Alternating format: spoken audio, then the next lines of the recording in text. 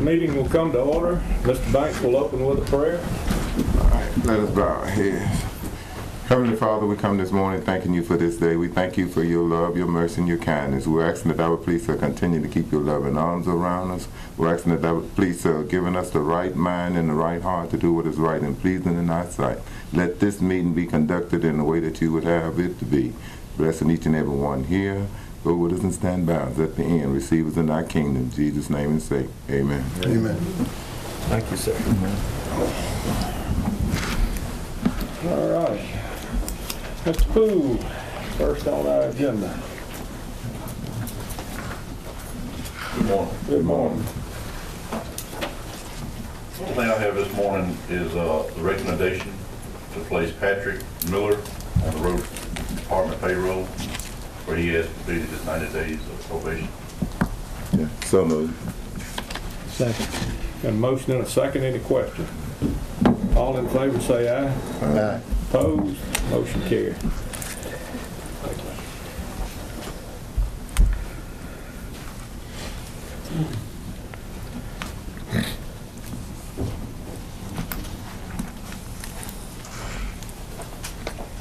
That's all I have. Does y'all have anything for me?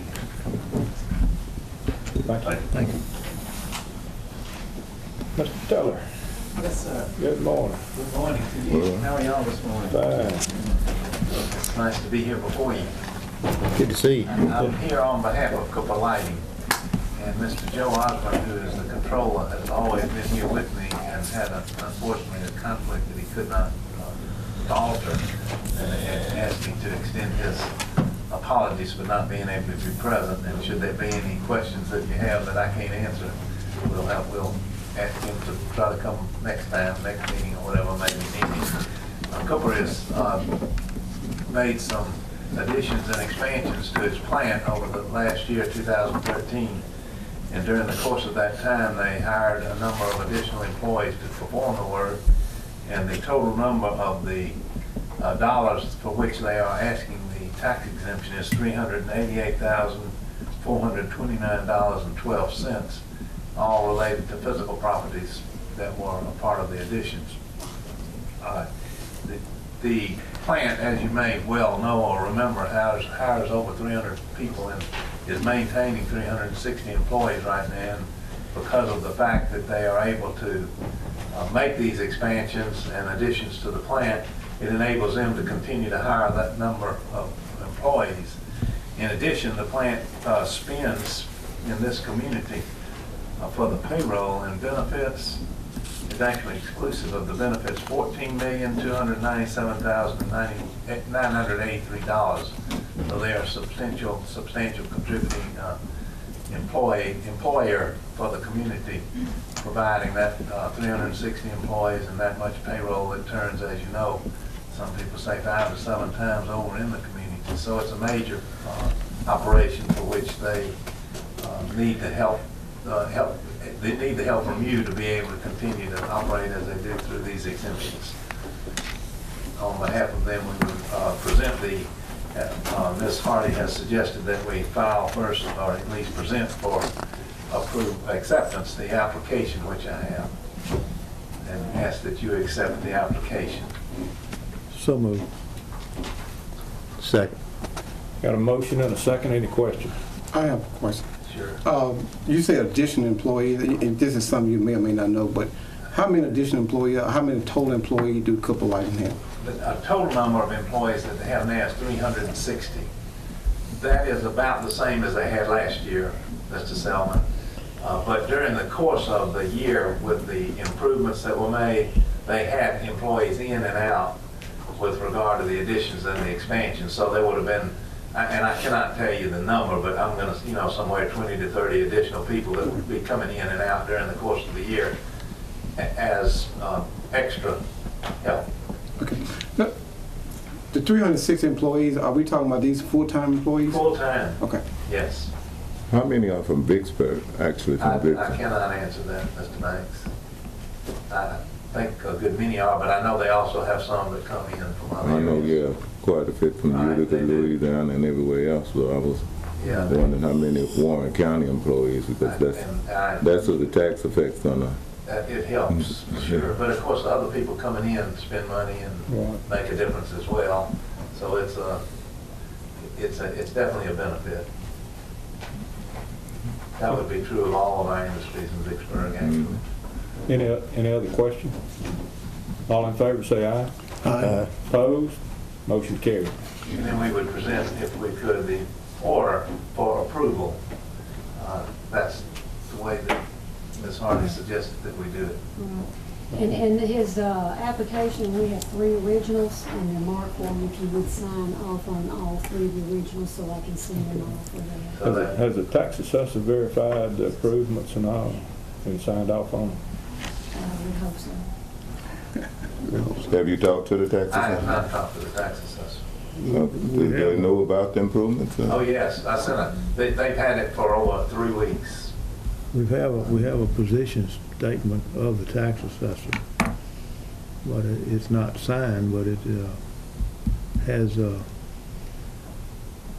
personal property total as of completion date. She forwarded this Oh, okay. to us on email. I was just wondering if it was included in the order or anything. It's not included in the order, Mr. Lauderdale, but But I will the send, tax assessor has had it sufficient time to be reviewed. I think in the future, that's something we need to do.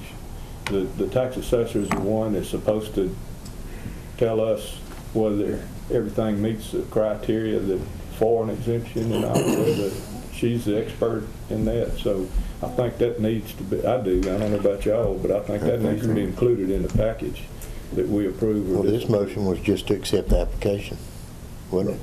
That was initially, and now we're asking This that is you the order. Then we're asking that you. But I'm talking about Yeah. now. It of can't- course, all that was corresponded by email, Mr. Lauderdale, so I imagine by her sending y'all that, I don't have a copy of it, by her sending that was her statement. And it does go in the package when I mail it to the Department of Revenue, along with a status report from the tax collector. All that goes together when I do send it off. Now, John Lewis signed, handled this. There he is right there, just in time. There's your man. John, Cooper Lighting is requesting exemption on what they've done this past year. Have you inspected it and found it? I inspected the paperwork. I haven't been to the facility, but I did inspect the paperwork and everything was fine. Okay. Any other question? All in favor, say aye. Or do we have I don't think we have a motion. motion. We, okay, okay. We have, You don't have a motion on the other. I offer a motion to approve the order as a tax assessor. okay.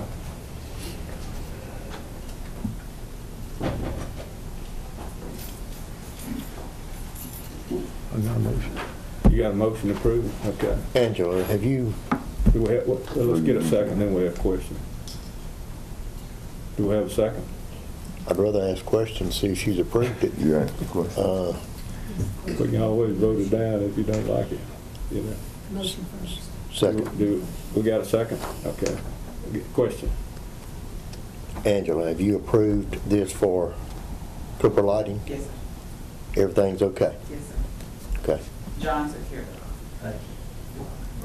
Thank you, Ms. Donald. Any other question? All in favor, say aye. Aye. Opposed? Motion carried.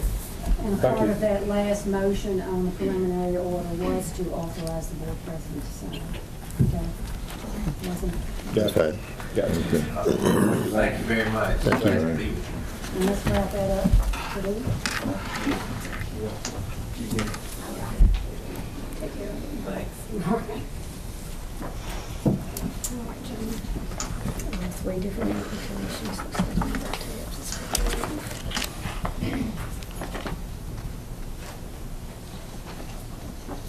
Let's go to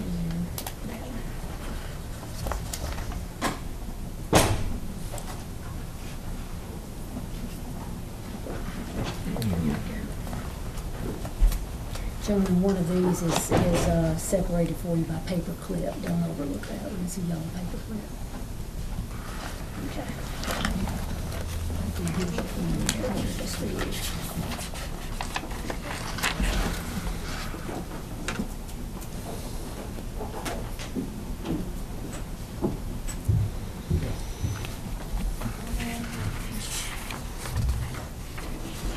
That just goes down.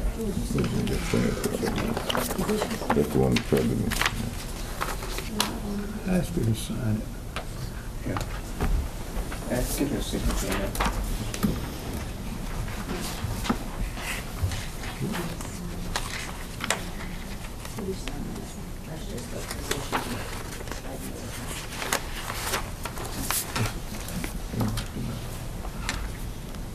Lynn Rooker, You'll sign I it? didn't see anything on it. did I do okay pronouncing that last name?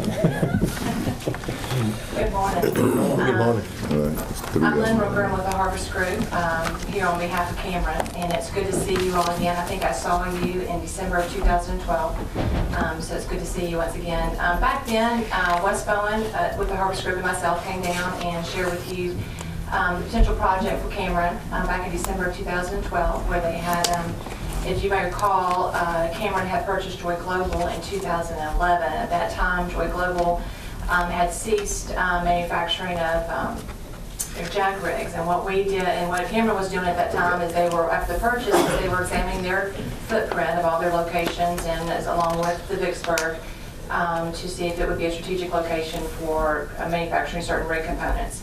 So we came up and shared with you back in December of 2012 the investment, the jobs associated. Cameron has 251 jobs at that time, full-time jobs, and they were going to, part of the project was an additional hire of 167 positions. As of this date, they have already hired 100, so they are well underway on the project. And I'm here today to file the first of several ad valorem tax exemptions. I have here the original application from Cameron, along with a list of the assets purchased in 2013. So I'd like to submit this application to the board. Had you had a chance to talk to the tax assessor? They have the information as well. I have not spoken with anyone from Cameron. I received an email late Friday afternoon with some information, but I have not spoken with anyone from their office. Okay, has anybody been down or looked at the equipment that, or seen a list of the equipment that? No, they haven't wanted to- contacted us. Okay, So if they had contacted us, we would have. John and Wes would have gone out. okay. May I, gentlemen, because I talked to Wes Bowen myself Thursday afternoon, who telephoned me after I'd received an email and said, and I believe you spoke with him as well, Mr. Lauderdale, but, stated that they had been here in 2012. But at that time, there was no application presented. I believe you've got the application this morning.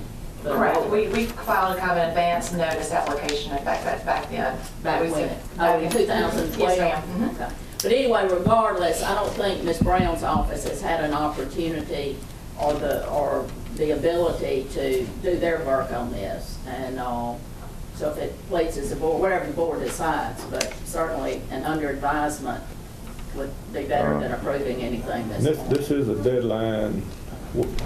That's really just the Just the application. If we could just receive the application, then. For information? Yes, sir, and then you can do. The order. You can do an order, yes, or later, but we do need to receive the app. But she Okay. doesn't have an order. She only brought you the application. So that's Okay. all right. And we appreciate you letting us know ahead of time last year on this, but according to the law, we've got to do these certain things by a deadline, and if they don't get done, then we can't do the exemption. I talked to Mr. Bowen, Wes Bowen. Wes West Bowen, Bowen, and June the 1st, That's your drop dead that's date. the drop dead date. Yes. To file. To file, Or that's to right. file. Okay, so we still would be able to accept it after that if it was filed by that date. That's right. So all of this information that's needed needs to be done by June the 1st and given to Well, you. once you receive that today, then I'll take that back downstairs and stamp it received in our office. We got a copy on Friday like Angela's talking about, but I'll take that original, stamp it, and it will be effectively received today. So that will help them meet their deadline of having it filed with the clerk by June 1st. So then you can still, the tax assessor can still take her time to do her end, and then we can come back and approve the preliminary order if everything is in order at that time. Okay, and I had posed some questions to Wes last Friday too, that I knew our board has asked in the past on any kind of tax exemptions, and it would be good information to have to present to us also, either in this package, the application and order, or just give it to us verbally up here in a meeting. But those are the kind of things we got to have in order to do these in a timely manner and make sure they get done. I would like to recommend, is Landy still here? He's gone. Any of the industries that is requesting an abatement or tax exemption, Wayne Mansfield is the director of our Port Commission, which is our economic development arm of the county. It makes it a whole lot easier, and he's familiar with the laws, he's familiar with the timing and all, so working through him on any of these things makes it quicker and easier and a lot more sure of getting it done. So I would suggest in the future, any of our industries, not just Cameron, get with Wayne and work through him on these requests. Yes. Yeah. And later on this week, Mr. Lauderdale, Ms. Roper has agreed to give me a call back, and I'll let her know over the phone what else she needs to compile this package. Okay, so we need a motion to accept this application for information. I want to make that motion. Go ahead. So moved. Second. Got a motion and a second. Any question? I think this process need to be taken under advisement. There's no substitute for not talking to the tax assessor prior to. And I understand what she's asking for, but the process was not done correctly. Okay, we're still within the time period to do this, so Well, that's I one think that's what they're doing. And well, that's one of the reasons why we need to take it under advisement till our next meeting. all we're doing is accepting this application for information. We're not doing anything. There's no other action other than that. Information, under advisement, whatever, it's the same thing. No action. That's a big difference. Oh, Well, you would be receiving the application anyway, because the way you currently have your protocol set up Right. is that someone would file an application with the Exactly. chancery clerk. So that's all you're taking today. Right. Is you're receiving an application that has come. Putting it on to you. record. Okay? And that's the first step. And that should be according to your current protocol. Any other question? Do you have a dollar amount or anything? I'm only taking an application. It would be up to the tax assessor after she'll review everything and tell you if she goes along with it. But right now, you're not doing anything but receiving the application that she is still within her time limit to file. That's all. No orders that you are granting anything. Any other question? All in favor, say aye. Aye. Opposed? Nay. Nay. Motion carried. Nay. Thank you. All you need from me? Okay, that's all. Okay, thank you. Just need to get with everybody and I will do so. get her going. Yes, sir.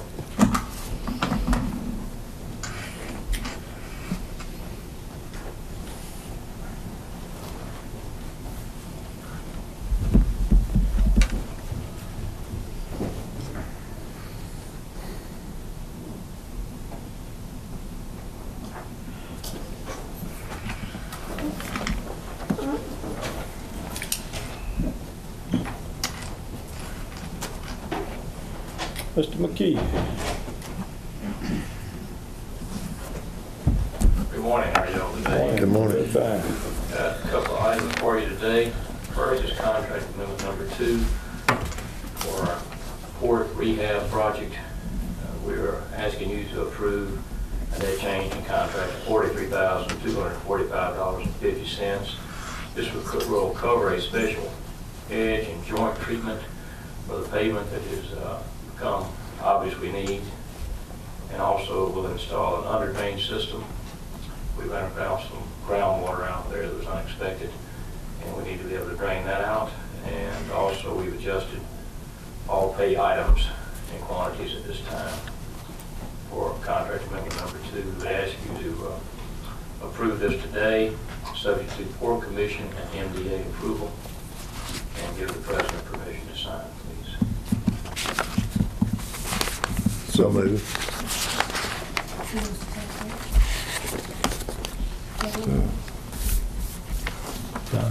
John, Got a motion, do we have a second?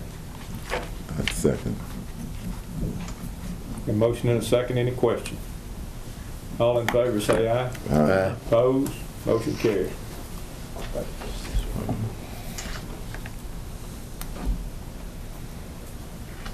We need to stamp this or just sign, authorize me to sign. Subject to Port Commission approval. It's authorized for you to sign it, but it's subject to Port and MDA approval. That'd be the owner or? Yes, sir.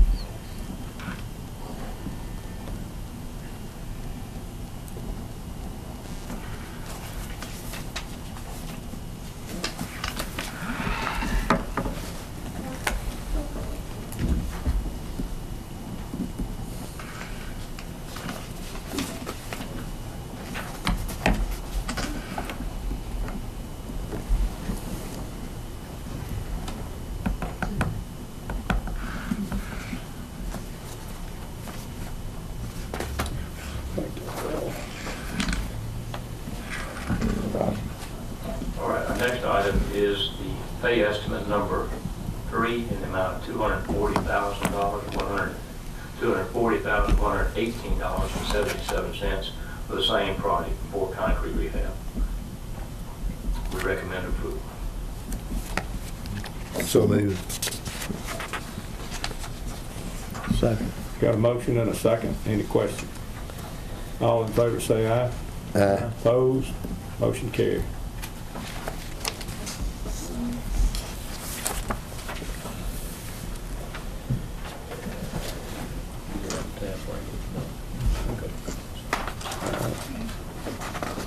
Also authorizing me to sign it. Yeah, authorizing And authorize the President and subject to Port Commission and and subject, yeah, Thank you. all of it.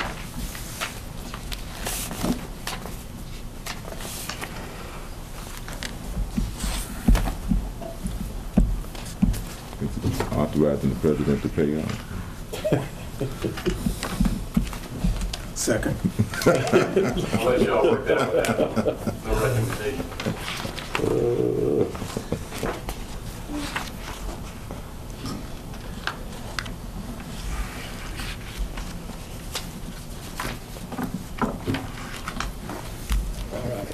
Yes, sir. Just a reminder, 10 o'clock will be opening bids on our paving project of the year. And we'll see you back there at that time. Thank you. Thank you. Ms. Condon.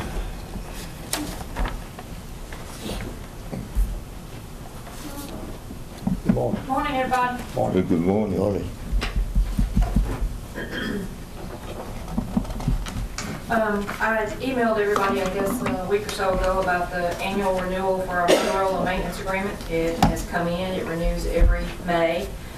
I've spoken with Ken Coleman, and he's reviewed and agreed that it is legitimate. The total amount for approval is $63,797.64. Motorola always puts a 3% increase on their bill from year to year, but I've been successful in having that waived since 2012, and again, they've agreed to waive it this year. And I've notified each department of the amount that will be paid from their budgets. I'm requesting approval and authority for the president to sign, and if approved, it'll be paid later in this fiscal year as budgeted. So moved. Second. Got a motion and a second. Any questions? All in favor say aye. Aye. Opposed? Motion carries. Everyone, Hold it down. and then, Approved. so you approve the letter, and then Okay. you sign the agreement. All right. That's all I have, gentlemen. Thank you. All right, thank Thank you. you. John.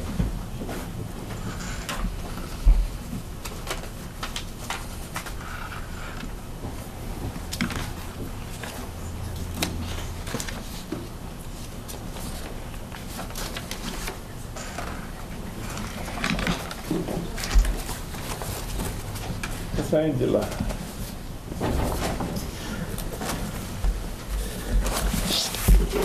Good morning.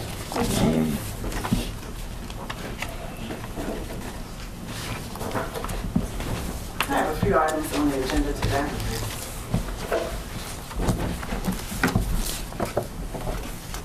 The first item I have is PPIN 18484,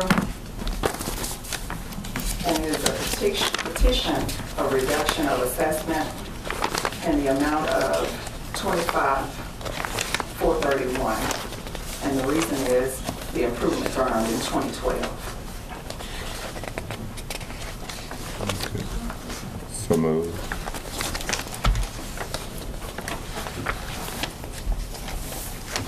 Got a motion, do we have a second?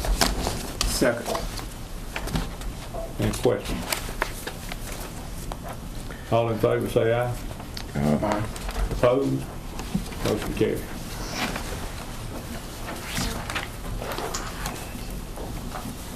The next items, petition of reduction for PPIN 8106, and it was a name change in the amount of $522. PPIN 30969, the amount is $1,236. PPIN 8104, and it was a name change with $0 amount. PPIN 8032, $0 amount, name change. PPIN 8026, $0 amount, name change. PPIN 8107, the total amount is $4,586. PPIN 31857, and the total dollar amount is $2,266. All of those were petition of reduction of assessment.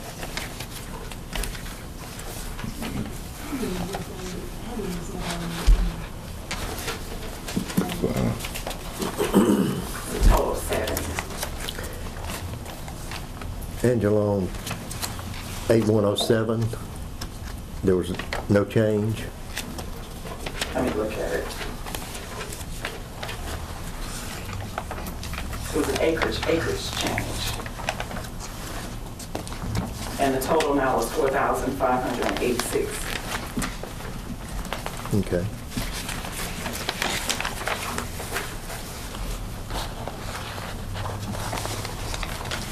So moved.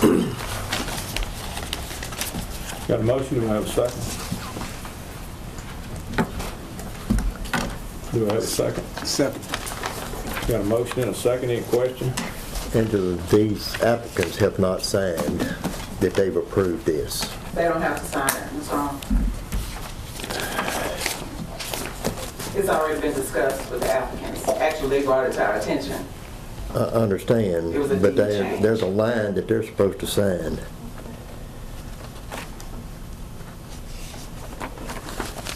I don't understand not having to sign it when it is supposed to be signed. They don't have to sign it. We've never had them to sign it. These are the same ones that you approve every month. And I've questioned it over and over. You questioned at the last meeting. Mm-hmm.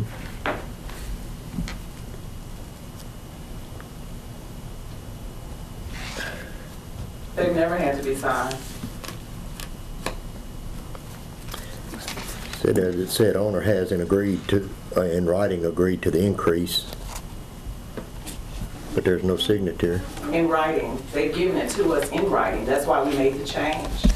Should it not be attached to this form? No, sir, we've never had to attach anything to the form. There's nothing in writing to inform us to attach it. Okay, so you have in writing where Yes, every sir. one of these have Yes, sir. We have a agreed to it. form that they have to fill out when they come in and make any request of any change. So long as we have that form filed, there's no need for us to ask them to come back in Okay. to have to re-sign that form there when we already have their signature on And the you've original got those request form. you've got those on file? Yes, sir, we have them Okay. filed. And once you all sign these, we'll attach this to them. Okay. Okay. Any other questions? All in favor say aye. Aye. Opposed? Motion carried. Thank you. The next items I have, notice of increase to the real property, PPIN 31867, in the amount of $240.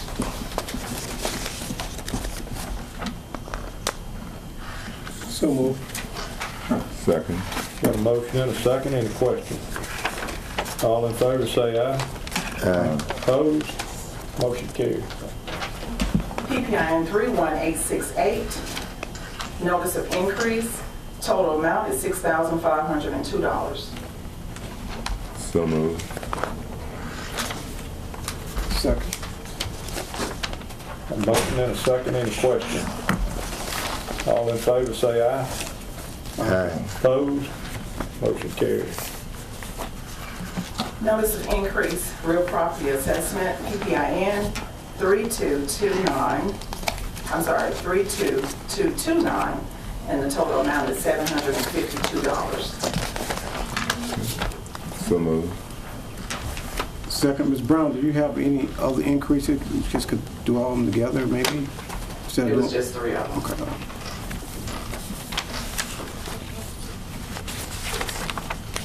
Do we have a motion? Said so moved. Okay. Do we have a second? Second. Any questions? All in favor say aye. Aye. Opposed? Motion carried. Petition of reduction, PPIN 19005, $0 amount of change. It was a name change. So moved.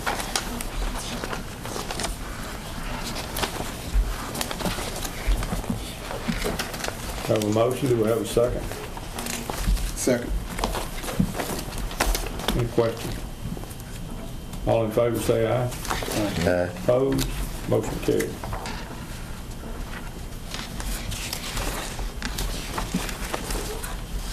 I have a homestead application which was deleted in error, and we're requesting that it's put back on the roll, and it's account number 62746, PPIN 19005, in reference to the one that you just approved with the name change. So moved. Second.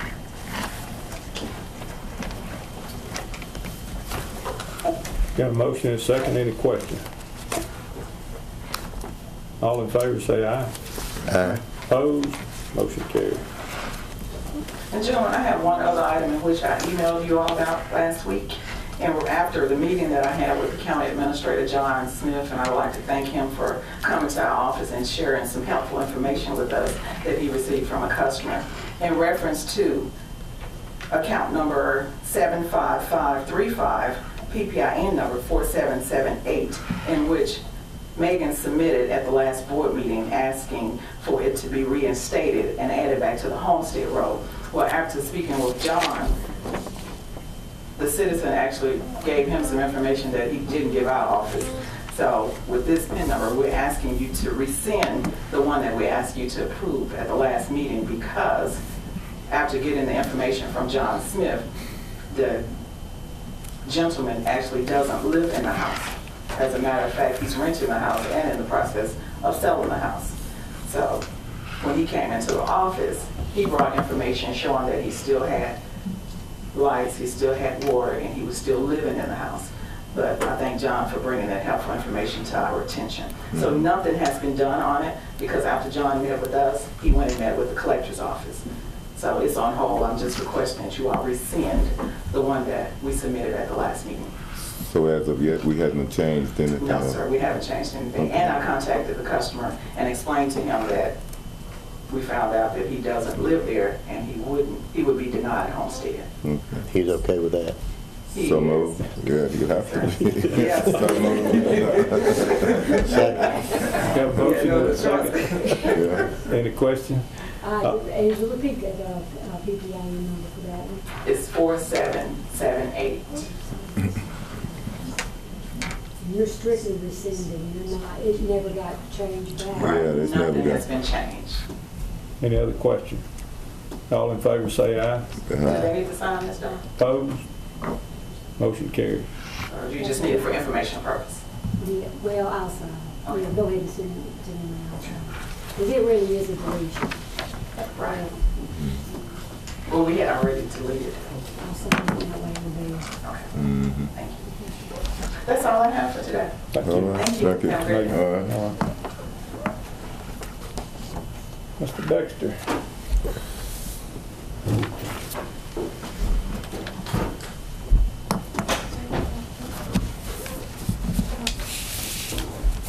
Good morning, gentlemen. Good morning.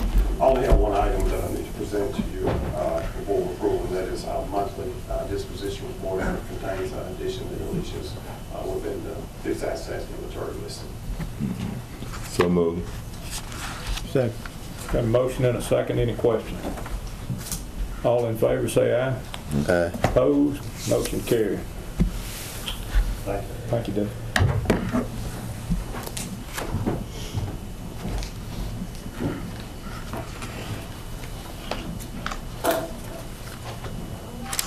Okay, Mr. Smith. Morning, gentlemen. Good morning. First item I have is to approve John Smith, the county administrator, and Loretta Brantley, comptroller for Warren County, to be the HIPAA privacy officer and employee with access for our Warren County Health Insurance Plan as administered with the Mississippi Public Entity Employee Benefit Trust, and authorize the board president to sign the document. So moved. Second.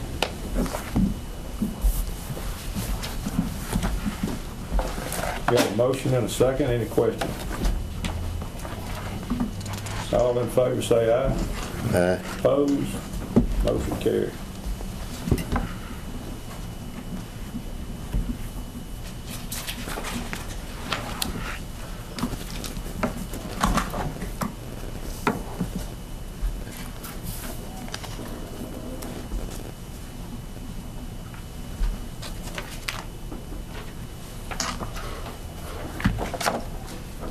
Just that time. All right, Mr. John. Next item, gentlemen, is to authorize the issuance of a check contingent upon receipt of funds from the Mississippi Development Authority for invoice number 787685 of Stantec in the amount of $35,850.50, and will approve cash request number 50 for the same amount for CDBG project, R103-07501 KET. Do I need to sign anything? No, sir. Okay. So moved. Second. Got a motion and a second. Any question? All in favor say aye. Aye. Opposed? Motion carries.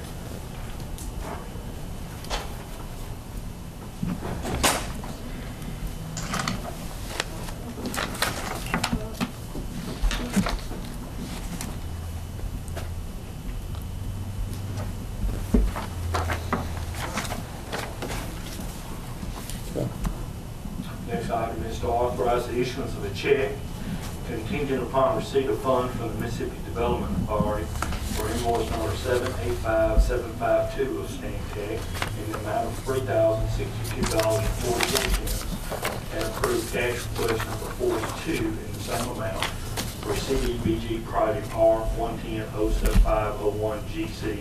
We refer to that as the IE project. So moved. Second. Got a motion and a second. Any question? All in favor, say aye. Aye. Opposed? Motion carried.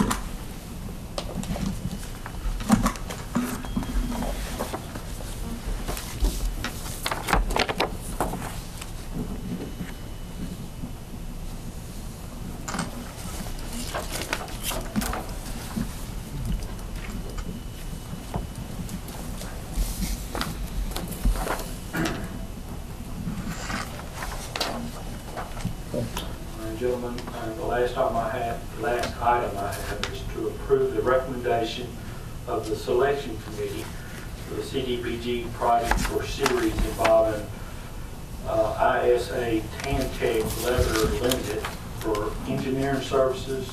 The selection committee recommends Tantec, and for the administrative services, Professional Grant Management Services LLC.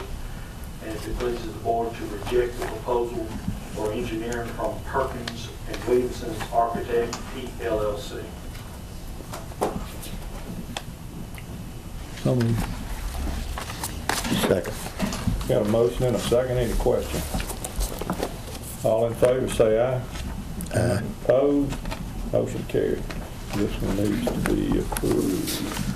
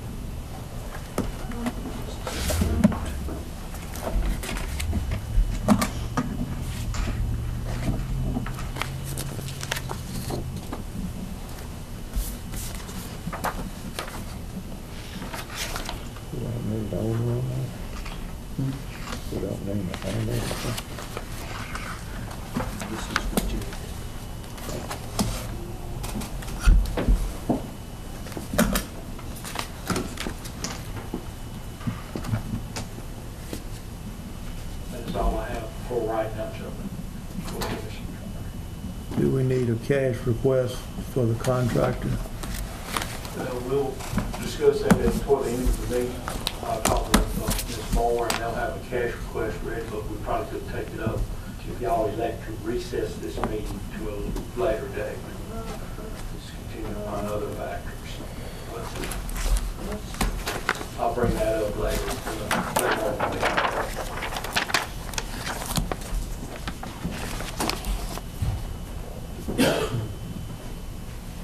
Okay. Ms. Donna.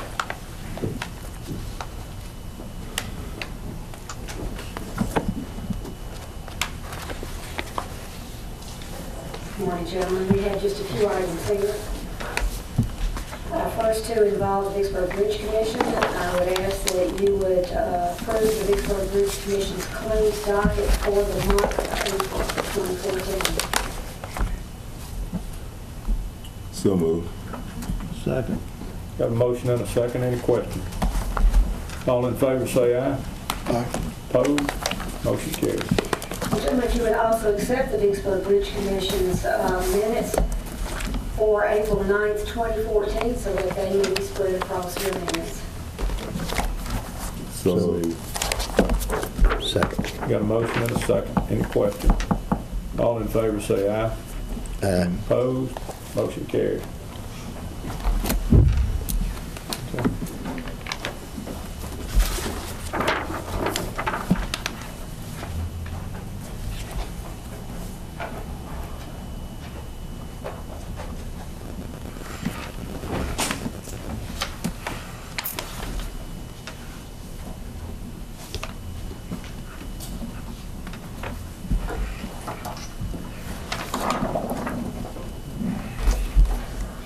I also ask that you would accept the tax collector's report of privileged tax license collections for April the 1st through April the 30th of 2014. So moved. Second. Got a motion and a second. Any questions? All in favor, say aye. Aye. Opposed? Motion carried.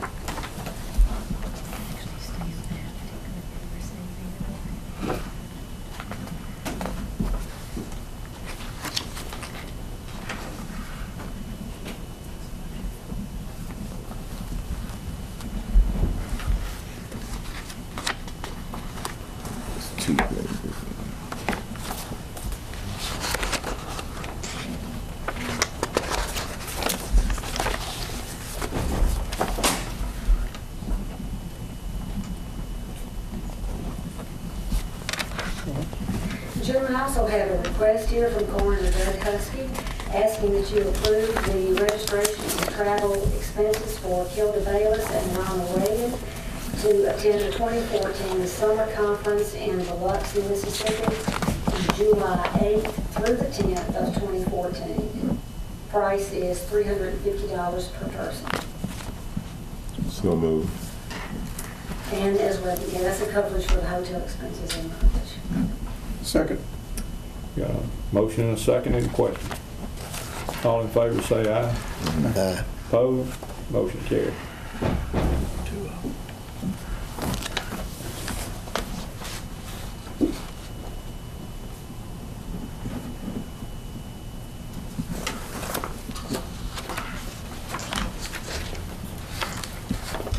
Gentlemen, on these next two items, I would just ask that if it pleases the board, if we may table the approving of final, the resolution of final approval on abatements for both Atwood Chevrolet and George Carr.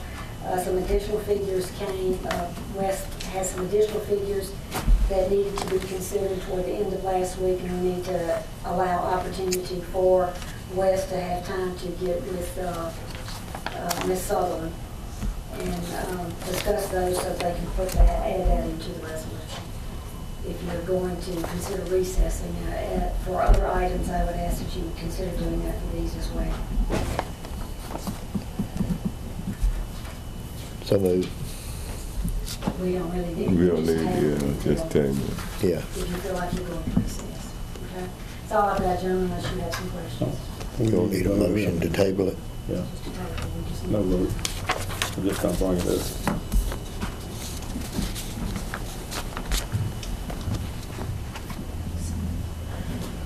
You don't wanna, you got, If I may, Mr. Lauderdale, that I have one little matter that's, or one matter that's not on the agenda,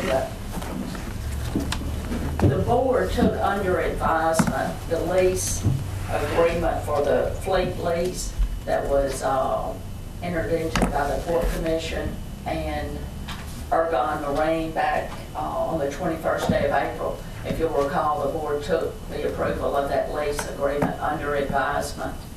I had conducted research at that time because I was asked to, and also I have that in front of me this morning, but as I stated to the board previously, the board does not have to advertise or seek appraisals in regards to this real property lease if, and this is pursuant to section 1973, which is disposal of real estate, if the board passes a resolution and finds that the use of the county property for the purpose for which it is to be sold, conveyed, or leased will promote and foster the development and improvement of the community in which it is located, and the civic, social, educational, cultural, moral, economic, or industrial welfare thereof. So the resolution, if you were to pass a resolution setting forth that criteria, you do not have to advertise or accept competitive bids, and it does not have to have an appraisal. So the bottom line here, if the board desires to pass a resolution to that effect, then you would be within your authority to approve this lease. I just wanted to bring it to your attention that there is a lease agreement that's under advisement. Or on the other hand, you can advertise or require the Port Commission to advertise and seek appraisals. what's the wishes of the board? Need a motion to do something? Yeah. Well, I don't understand, why wouldn't we seek appraisal? I mean, what, I'm just, for conversation, why wouldn't we seek appraisal? Okay, if you've got enough people interested in it, it would be worth doing that. If you don't, what you're gonna do is spend money and have the possibility of even getting a lower price than we got right now. That's the gamble you take. Well, since it's a gamble, you have a possibility of getting more. The more people you have interested in it, the better chance you have of getting that part of it.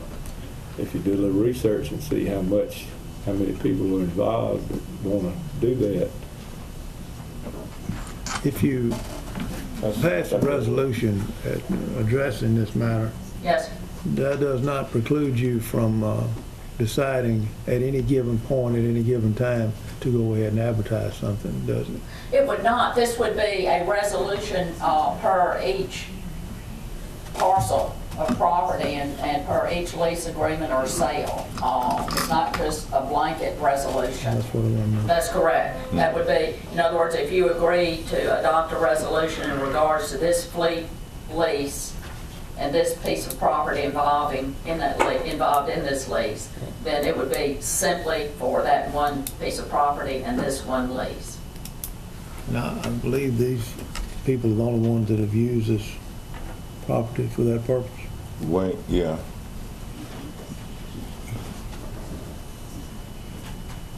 Good morning. Good morning. Yes, historically, traditionally, we've only had 3 users of the fleet leases up there, Magnolia, Ergon Marine, and Big River Shipbuilders. And Mr. Lauderdale was absolutely correct. If you go into a scenario where you're advertising or getting appraisals, you're spending a lot of money, and you run a very serious risk of getting a lower amount. And that actually occurred some years ago. And we've never had any, we actually get more requests on the hunting land than we do the fleet leases, substantially. I would imagine so, yeah. Well, I'd offer a motion that we entertain the resolution process on this particular matter. Got a motion, do we have a second? Do we have a second? Second. Got a second. Any question? So you listed years in that resolution. Will it be listed yearly or? Yes, sir, it would be With specific to yeah. this transaction. And if it pleases the board and there is such a, this motion passes, I would also ask that you include in that this lease agreement would be approved contingent on that resolution. On that resolution. Being adopted. Okay, yeah. Has the Port Commission approved it? Yes, they have. Okay. And had asked that the board, submitted it for the board's approval in the last board meeting, May 2nd or 3rd, whatever date that was. Any further questions? All in favor say aye. Aye. Opposed? Motion carried. I'll take care of that. Thank you. Thank you, ma'am. Y'all want to recess for a couple of minutes until 10 o'clock? Or? Do we still need to approve the lease? Do we need a motion to approve the lease? After the resolution or just the I thought you resolution? included that.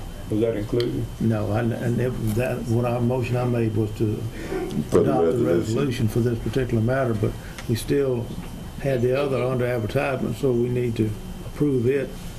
Contingent on the Contingent upon the adoption. Port Commission, which I think they already have. Yes, sir. I offer a motion we approve the Port Commission's lease, Contingent on the adoption of the resolution. which we Which did. you We just That's adopted. correct. Any other question? All in favor say aye. Aye. Charles said. No, Charles. Nay, motion carried. And have you authorized the president to sign? That included. We can. You include that, okay. You included Thank that, you. okay. I'll recess until 10. We must have to do something good. I'll make a motion to recess at 10 o'clock. All right. Second. Any questions? All in favor say aye. Opposed? I got that here. We're in recess until 10 o'clock. Meeting will come to order. John, would you mind closing that back door, please?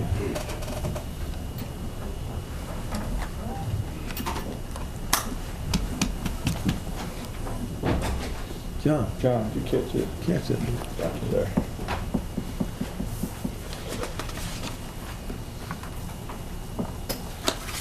I think the hour of 10 o'clock has come. We got a public hearing on community development block grant Painting Road. Who's going to handle it? You going to handle it, John? I'm going to open it. Okay.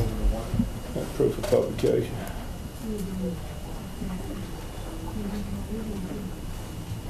Got a sign-in sheet going around, John? Sign-in sheet.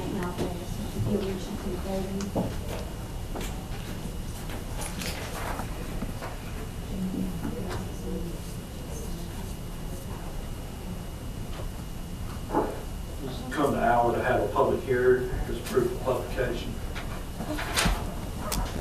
I will open the meeting and I will turn it over to Wayne Mansfield, the Port Commission Director. This is a community development block grant here on how to spend the money, and Wayne will explain to the board and to the public what the CDBG money will be used for.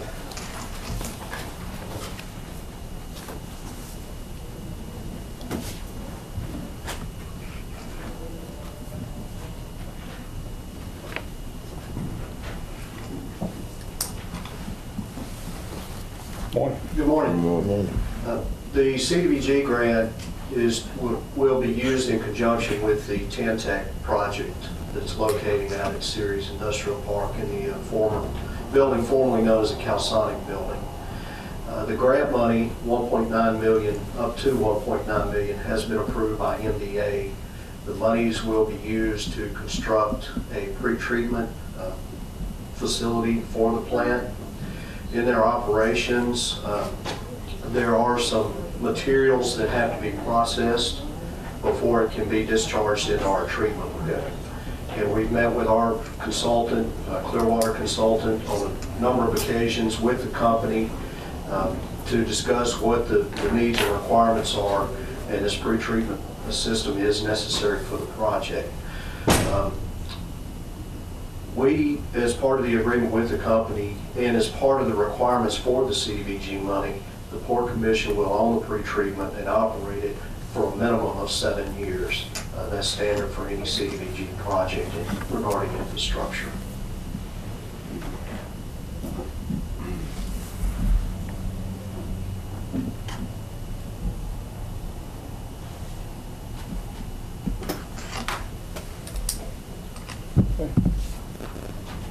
And now I'm available for any questions from anyone. The cost and upkeep would still fall on you. The cost and upkeep would still fall on the port. Yes, sir. Yes, sir. What we do is just like with Tyson Foods, they have a pretreatment system. The sewer billing covers the expenses for the maintenance of the lagoon and all the sewer infrastructure out there. Now, the port doesn't run Tyson pretreatment? No, sir. Okay, that's a different. Yeah. And that's created some Port does. problems in the past and some problems we're currently undergoing right now because we have no control over access of how they operate that. And it tends to throw our system out of balance at times. Several calls about And we're working with them right now. Tyson spent a significant amount of money correcting the problem. But again, our consultant is working with Tyson to get that issue corrected. Okay. Do we need to open the floor up for any comments? in the public. Are you through, Wayne? Is that- Yes, sir, unless anybody else has any questions. Does anyone have any other comments they would like to make concerning this community development block grant? Going once, going twice, gone. Okay, do we need to close this? Need a So motion? moved. Second. Got a motion and a second to close this public hearing. Any question? All in favor say aye. Aye. Opposed? Motion carried. Okay.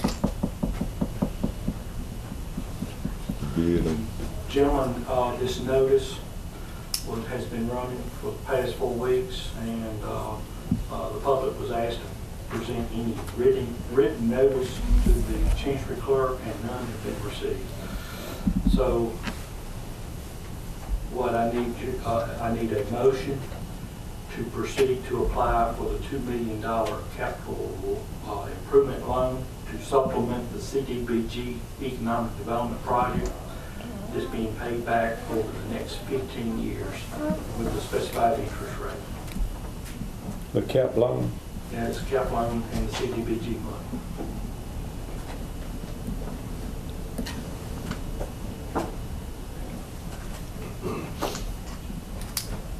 And if I may make a comment, remember in the last meeting when y'all approved beginning the process, y'all also approved the Port Commission hiring a consultant, so the Port Commission would be responsible for the consultant fees associated with those. Wayne, is 1.9 and $2 million,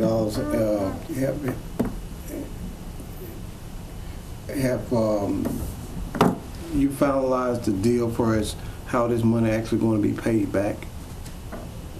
Yes, we met last week with the attorneys involved and discussed the structure of the lease. Nothing's been signed at this point. We're still drafting the lease, but we came to an understanding and agreement on those terms. The lease will be structured to retire that debt with purchase options after 7 years to pay off any outstanding debt. They agreed also if, in case they defaulted on, moved out or whatever, that the part of the agreement would be they would pay that loan off, the balance of the loan off. Or they're assuming responsibility for it, yes. Yeah. Yes. Right. Thank you. Well, I just wanted to make sure that there was something in writing per se that would not hold the taxpayer, would not hold the taxpayer in fault. No, and that's, that language will be drafted into the lease agreement. There also will be required to sign similar agreements with the state of Mississippi too.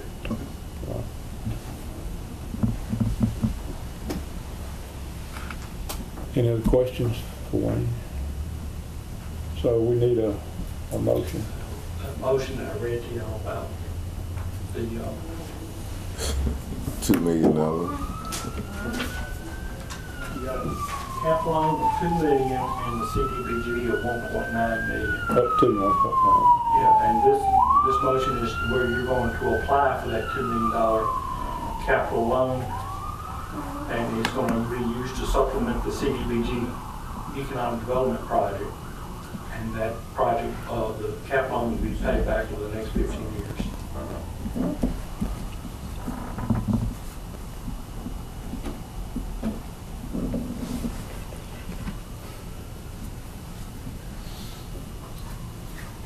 What's the wishes of the board?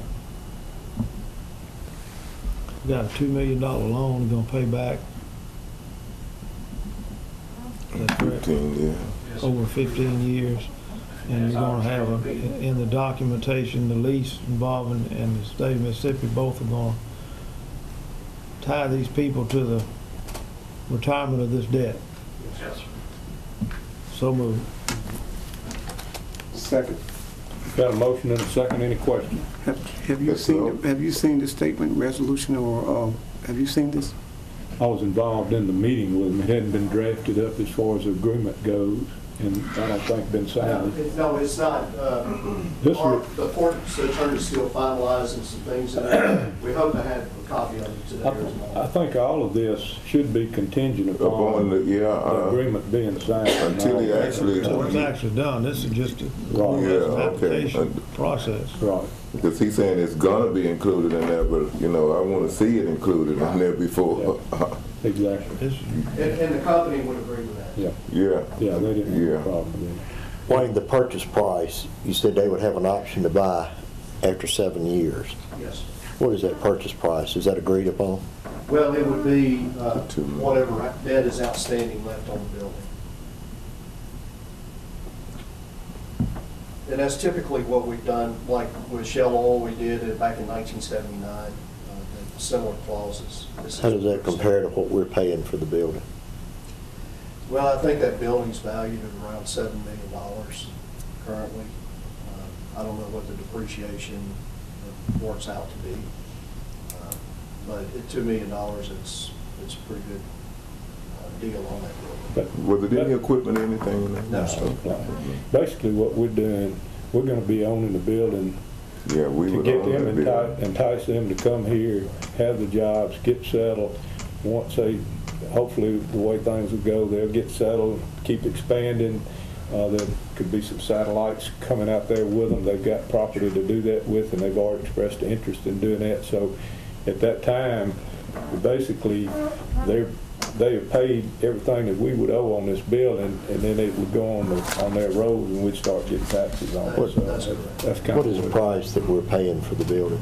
$2 million. $2 million. We're paying $2 million from Cal-Sonic. Yes, sir. Yeah. Yes, sir. Okay. Any other question? And we have not gotten an appraisal. We'll be required to get an appraisal and 2 review appraisals on it, but we have not started that process. We wanted to get at least to this point before we began that. Who pays for those appraisals? The Port Commission. But that won't be added to their price. No, sir. Any other question? All in favor say aye. Opposed? Motion carried. Gentlemen, one last item pertaining to this subject matter. I'm asking the board to accept for information the letter of intent between the Mississippi Development Authority, the Warren County Board of Supervisors, the Warren County Port Commission, the City of Vicksburg, and ISA Tantec Leather Limited for Tantec intent to locate the first tannery operation in Vicksburg, Mississippi, based on the commitments and support of the entity's name and ratify the board president's signature. So moved. Done. Okay. Then you authorized. Second. We need to see the right thing. Yeah, that's what we do. We got a motion and a second. Any question? All in favor say aye. Aye. You feel relieved? Yeah. Motion carried. Thank you. Yeah. I do too. That was something that I know it. A few steps was omitted in that. Exactly. Okay, we got a bid opening for paving. Yes, sir.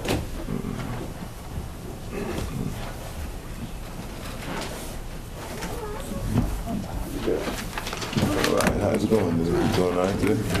Thank you. Thank you, sir.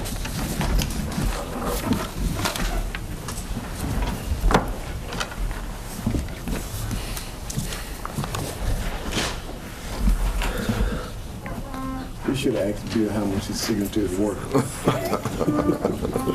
Should have made him buy lunch or something, man. We should have got something like that, Bill. Yeah. We did have 3 bids this morning open for our 2014 county paving project. First bid is at Central Asphalt Company, Inc., certificate of responsibility number 11293-SC.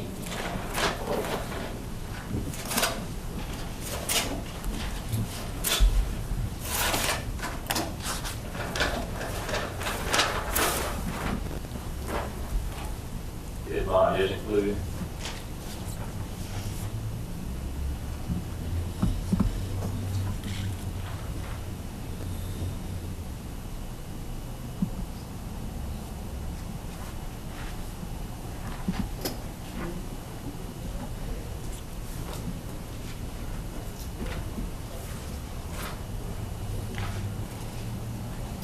Proposal is signed. We'll be reading this as a base bid, and then we have 3 alternates as well. Base bid amount is $802,920.00. That's $802,920.00. Alternate number 1, $16,672.25. $16,672.25. Alternate number 2, $19,092.00. Alternate number 3, $40,700.00. $736.00. Grand total, including base bid and all alternates, $879,420.25. Again, $879,420.25.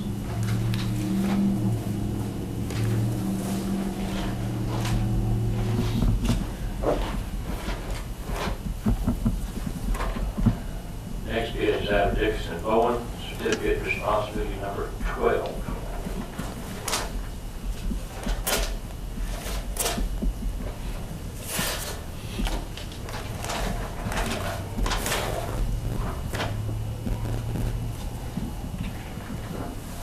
Bid bond is included.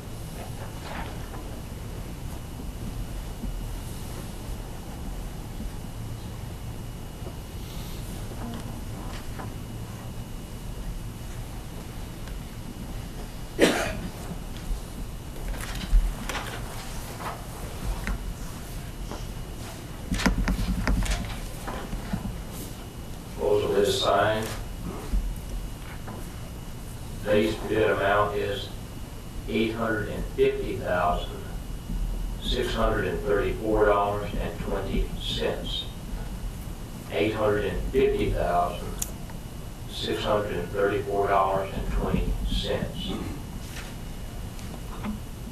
Order number 1, $13,170.50. That's $13,170.50. Alternate number 2, $14,369.00. That's $14,369.00. Alternate number 3, $32,091.00.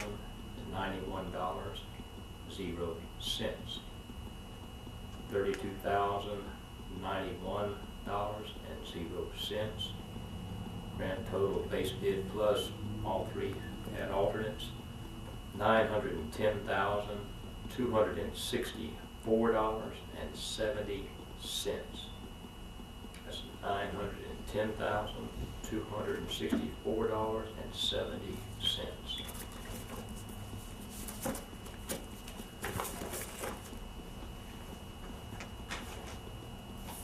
Third and last bid is that of APAC Mississippi Inc., certificate of responsibility number 95.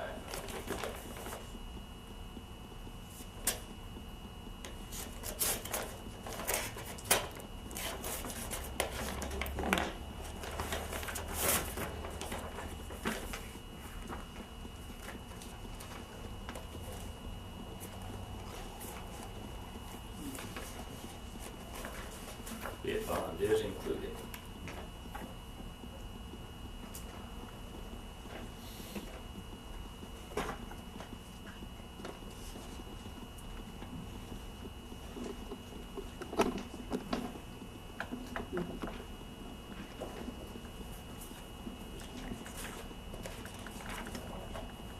Proposal is signed. Base bid amount is $768,835.95. That's $768,835.95. Alternate number 1 is $22,092.20. It's $22,092.20.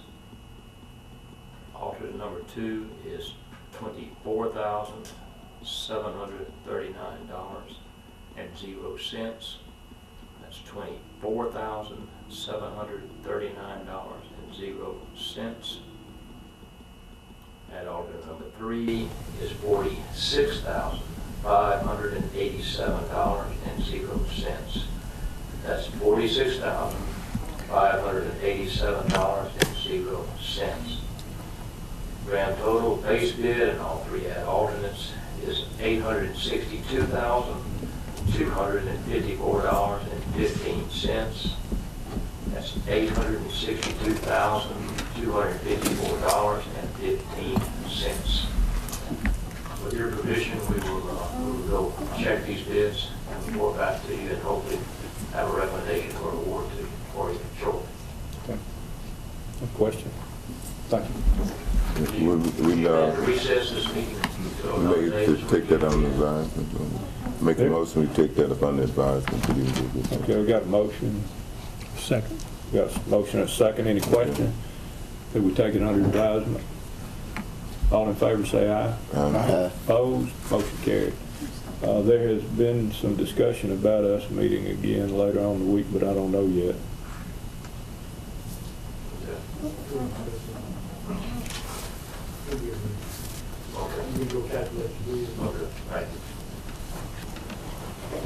You'll probably still be here when we get through all this other year. Ought to be. Yeah, if we can get through. Right. But this shouldn't take them long. Exactly. Okay, what? Mr. President, if we could, if the board would consider recessing for just about 5 minutes, just need to. We got anything else? Y'all don't have anything with us? Okay. We get a motion? So moved. Second. We got a motion and a second to recess for until 10:30 or? That'll be fine. That'll be Yeah. perfect. Okay. Any question? All in favor say aye. Aye. Opposed? Motion carried. We're in recess until 10:30. Call the meeting back to order. I think it's 10:30. What do we got next? Evidentiary, Marcia? Gentlemen, good morning again. If it pleases the board, we would ask that the board consider an executive session meeting. I know it's on the agenda in a different order, but Mr. Patterson from the State Auditor's Office is here, and we would request an executive session meeting regarding litigation, circuit clerk at this time. Okay, now we advertised an evidentiary hearing at 10:30. Is that correct?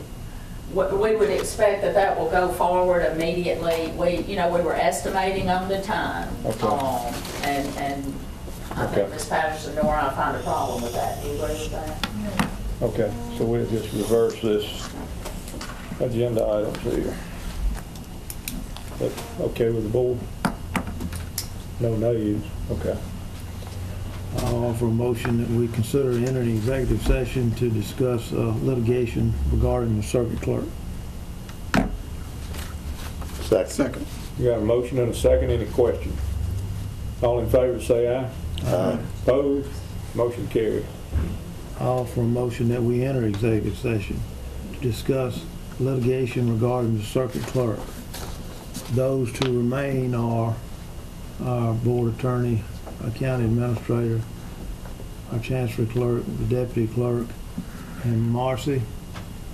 Yes. I want to enumerate the other individuals. Mr. Dendy, David Huggins. Mr. with Huggins. the State Auditor's Office, I'm sorry. Bob Mr. Huggins. Woods, Pat Dendy, and Carrie McDonald. Kerry McDonald, Excuse me, my mind went blank. and Mr. And Ms. Patterson. Well, I got her, and the Woods, Mr. Woods, and And on the back, Jay Strait. Jay Strait. Yes. Those are invited to remain. Everyone else is excused. And honestly, we should not be more than, 10 or 15 minutes, I would suggest. We get notified when we notified. That's a motion. We have a second? Second. Got a motion and a second. Any question? All in favor say aye. Aye. Opposed? Motion carried. We're out of executive session and no action was taken. Just as soon as our attorney gets back, we will start this evidentiary hearing.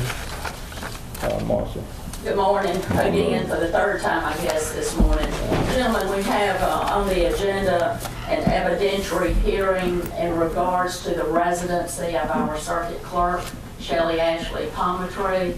As you know, the board, I'm requesting, and Ms. Patterson, Melissa Patterson, attorney from the Attorney General's office with the State Auditor's office, we ask that the board consider conducting this hearing this morning. We have evidence and testimony to present to the board. So moved. Do you have a notice we need to accept? I'm going to introduce that in just a moment. Oh, okay. So we got a motion to, Yeah, for the residential hearing. do we have a second? Richardson. Questions?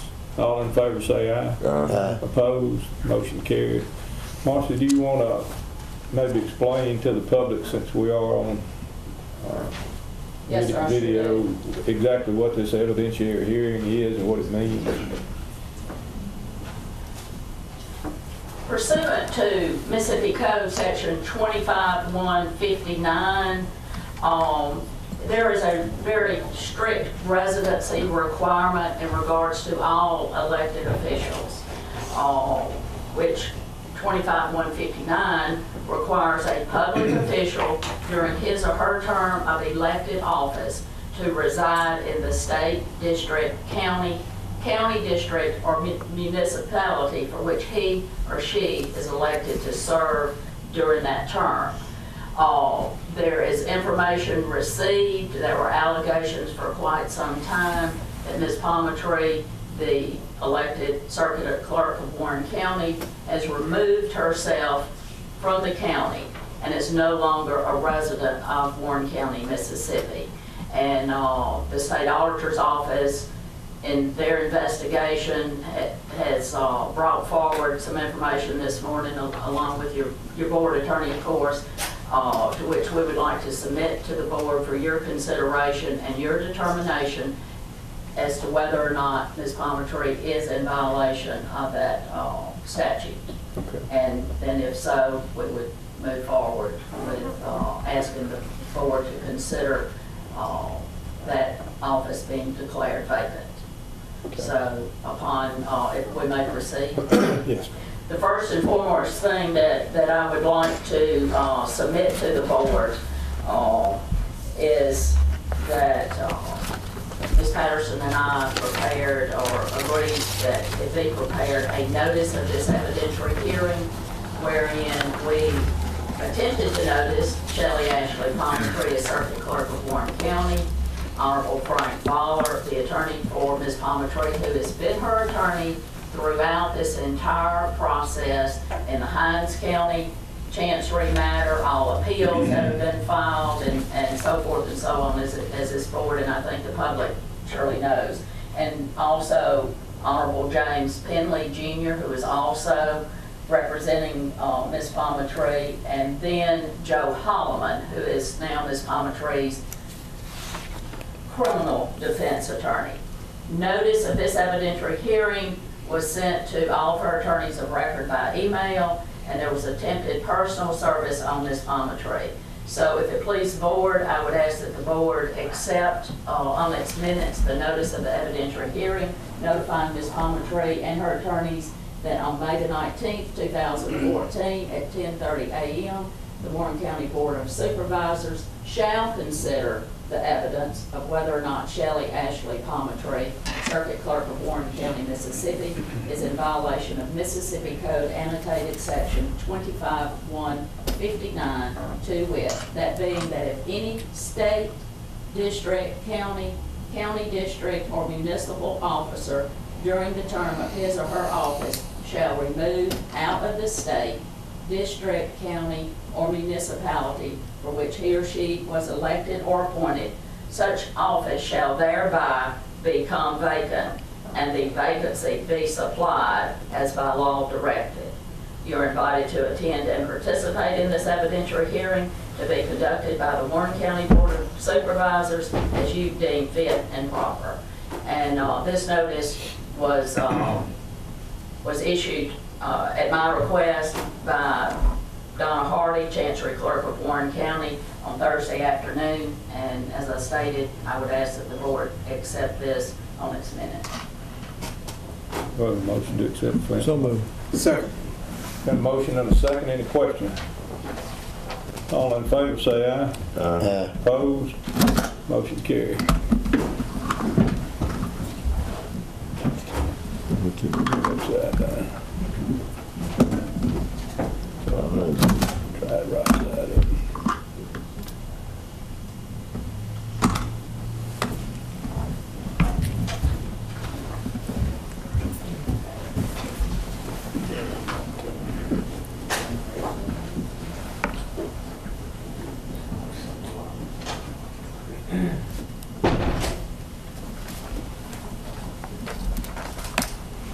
Along with that, I also have an email that was sent to Mr. Baller and James Penley on Friday, May the 16th at 8:50 a.m. CC to Melissa Patterson, attorney from the Attorney General's office representing the State Auditor's office, of course, and where I said attached, please find the notice of hearing, and also to Joe Holloman on May the 16th, 2014 at 9:42 a.m. And I would just ask the board to also mark these as an exhibit or... Proceed for information. Yes, sir. Okay. So moved. Second. Got a motion and a second. Any question? All in favor, say aye. Aye. Opposed? Motion carried. Clarification, and so you sent everyone an email that you attempted to notice, or was it just all in? That email was sent to Frank Baller, Buck Penley, James Penley Jr., and Joe Holloman, all of her attorneys of record in every other proceeding that's before the court and the Supreme Court.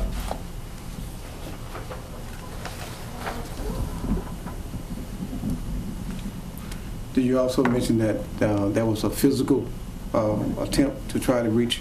Yes, I'm about to get into that, but what I would ask is if Mr. McDonald would make certain that there is no one outside that door representing Ms. Palmertree, or if she's here.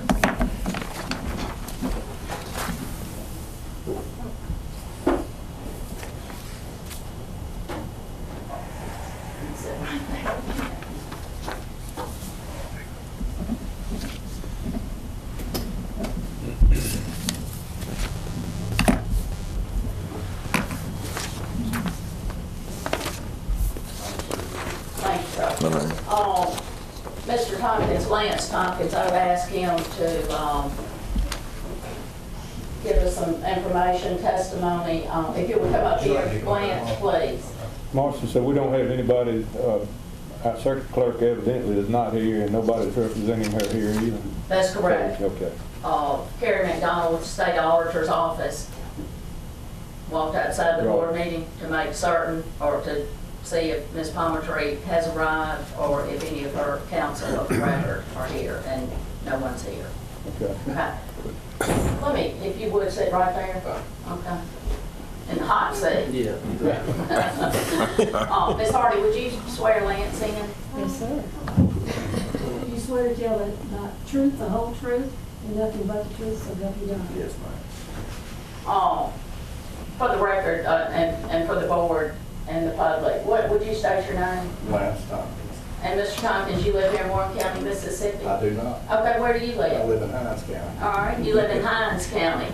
And I believe your dad is Honorable John Tompkins? That's right, he lives in Hines County also. Who has served process for Warren County Youth Court, and you have as well, and been a process server for how many years? 6 years. And your dad has been process server? Daddy's of 25 or 30 years. Okay. I called you, Lance, on Thursday afternoon, I believe, and asked that you pick up this notice of evidentiary hearing that the board has accepted on its minutes this morning. Did you do that for me? I picked it up at your office about 5:15 that afternoon. Okay. Would you tell the board what your attempts were in trying to serve Ms. Palmertree, or if in fact you were able to serve Ms. Palmertree? I was not. And the original thing was I came over here to make sure she wasn't still at the office, because it was right after 5 o'clock. And she wasn't here? She was not here. Okay. And after that, I called Dean Bradley, who was my aunt, who worked for Shelley for years, just to get in touch with Shelley for me. I've served Shelley Palmertree on multiple occasions on regular court documents on this. she's always been real good about it. If I call her diplomatically, she'll meet me and take service on it, which has always worked out real well. All right, well, Dean called around, and Shelley never would call me back, but she talked to Dean, and they eventually had a private investigator that worked for Holloman call me to attempt to get me to give it to him. All right, let me stop you there. That would be Joe Hallman, Right, the criminal attorney. defense attorney. Correct. Is that right? Correct. All right, so you never made personal contact with Shelley No, Palminteri? I did not. I went by the house over there twice that night, about probably 6:45, and then again about 8 o'clock, 8:30. All right, let me ask you this question. When you say you went by the house, what house did you go by? The one in Canton, in Madison and Canton. It's in Madison County. Is that on Fair Cove Drive? And It's like 1401, or I forget what the address is exactly. I got it written out. okay. So you went to Canton, Mississippi, 1411 Fair Cove. 1144 Fairchild. That's right. I've got it Wait written a minute, out. hold on a minute. Wait. 114 Fairchild Code. 114 Fairchild Cove. Correct.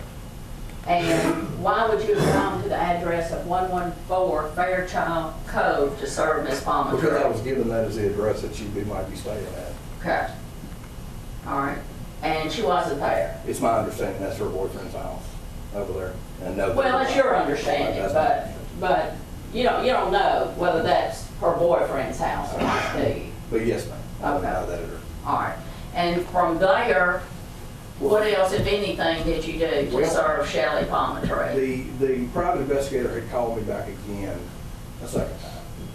And he told me that in lieu of me meeting him at dinner, that Holloman would call me Friday morning. And I told him I didn't know if that would do any good because I didn't know if y'all were going to allow me to serve him in lieu of her anyway.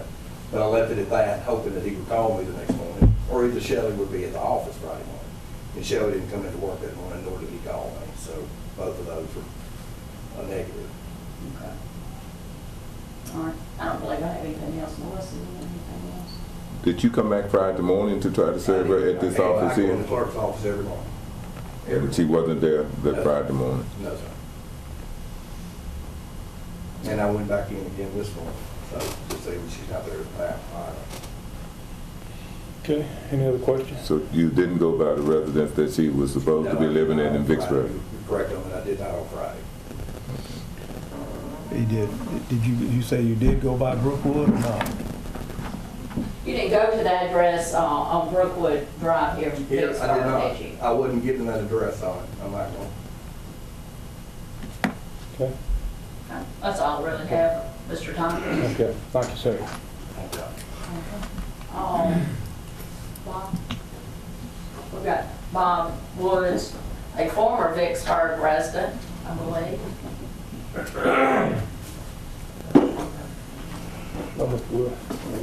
Would you state your name, please, sir? Bob Woods, And Mr. Woods, where are you employed?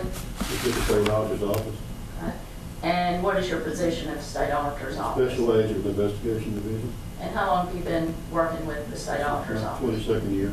Okay. Have you been involved in the investigation in regards to residency of Shelley Ashley Palminteri? Yes, I have. Would you tell this board when you first became involved? I was actually signed April 24th to start looking into the 114 Fairchild Cove address, possibility that Shelley Palminteri was living there and children were attending the Madison County School District. Okay. And so that would have been April 24th of 2014? Yes, ma'am. Okay. And would you tell the board your findings? And I know that we have some documents to produce. Excuse me, I'm going to walk around in front of you. The morning of the 25th, I went. Hold on just a moment. You didn't swear me? If you would swear him in. Mr. Woods, if you don't mind. Officer under oath, but if we need You swear to him. tell the truth, the whole truth, and nothing but the truth, so help you. Is everything you've said so far true and correct? Yes. Okay, go ahead.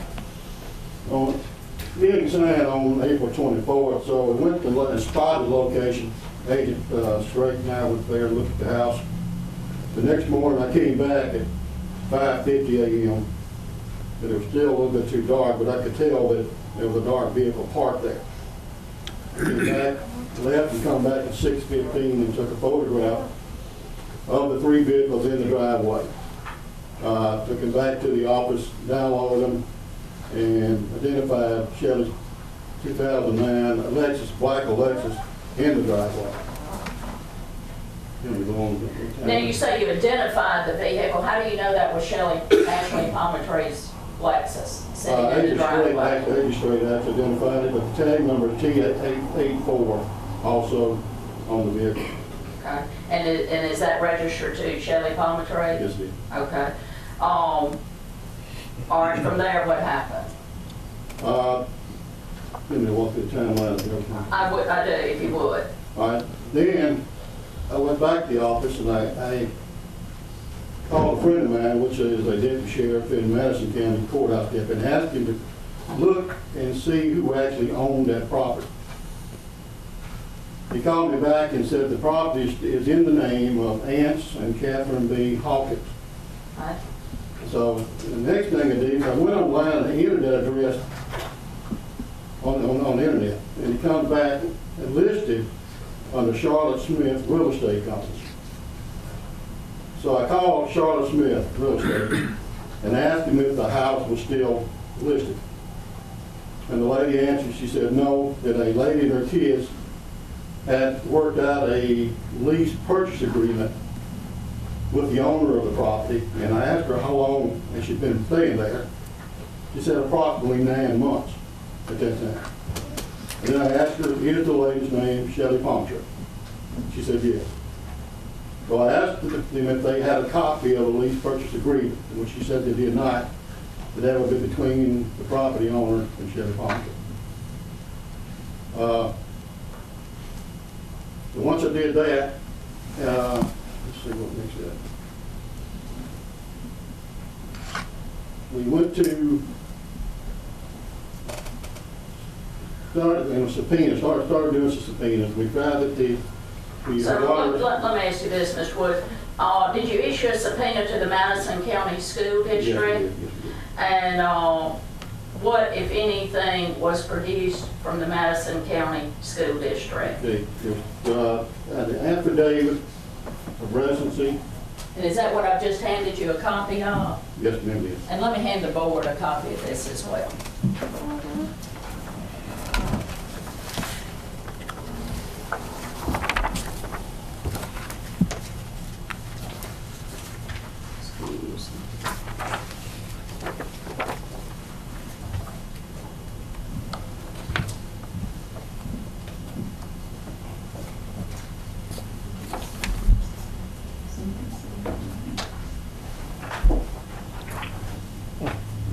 So if you would, you're looking at an affidavit of residency that I believe you received from the Madison County School District by subpoena, is that correct? Yes, ma'am. And what does that affidavit of residency state? The glasses on.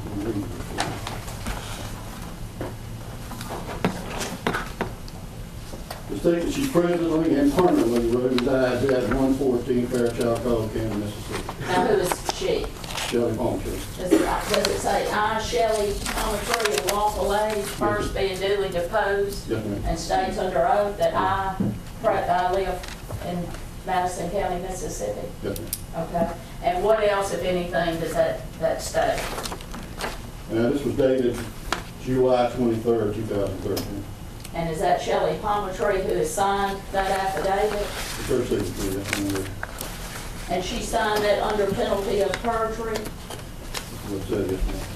I understand that lying or giving false information in the affidavit is a felony and is a violation of Mississippi Code annotated 97-735 and 97-919, which may subject me to criminal penalties, including a fine of up to $1,000 and or up to 5 years in the county jail, signed by Shelley Palmetry, notarized by a Ted Olander, and that would have been on July the 23rd, 2013. Is that correct? Yes. Okay.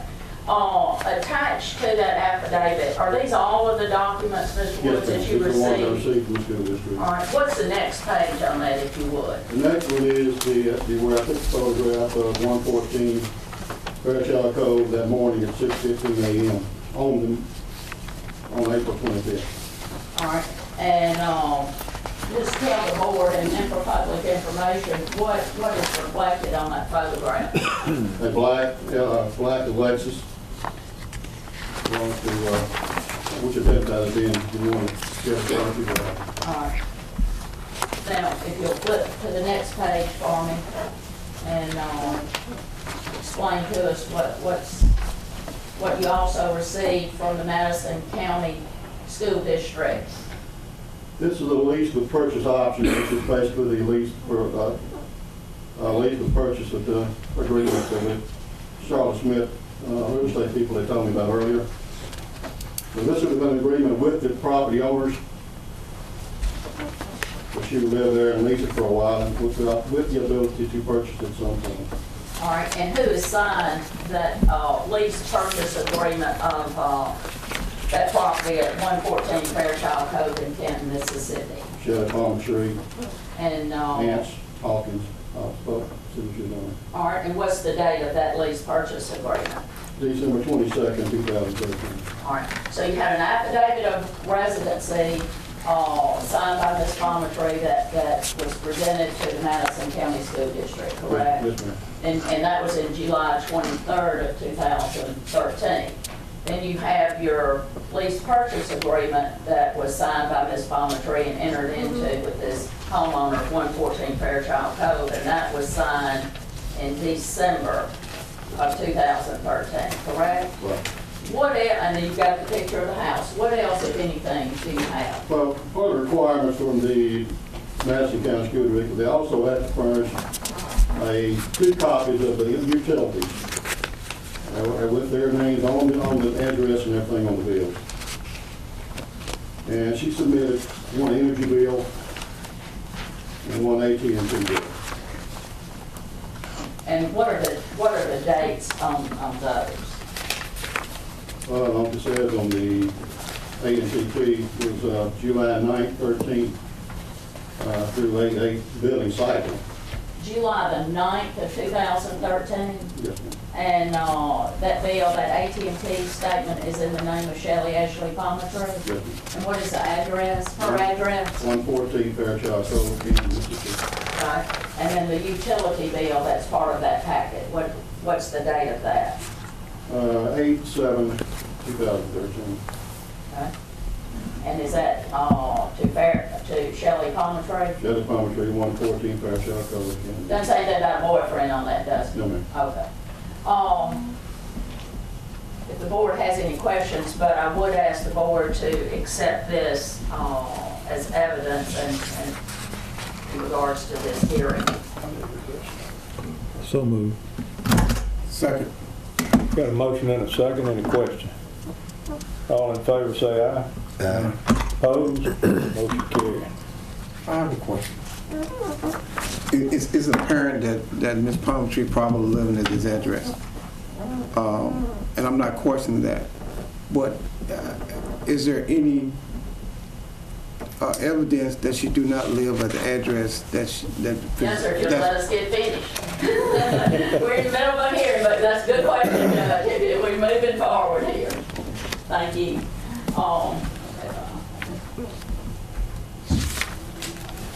I got a question about these documents. Yes. This lease agreement was January the 1st, 2014, which would be after this affidavit was signed. Starts in December 2013. Okay. The lease would begin January the 1st, 2014. Is what the lease agreement says.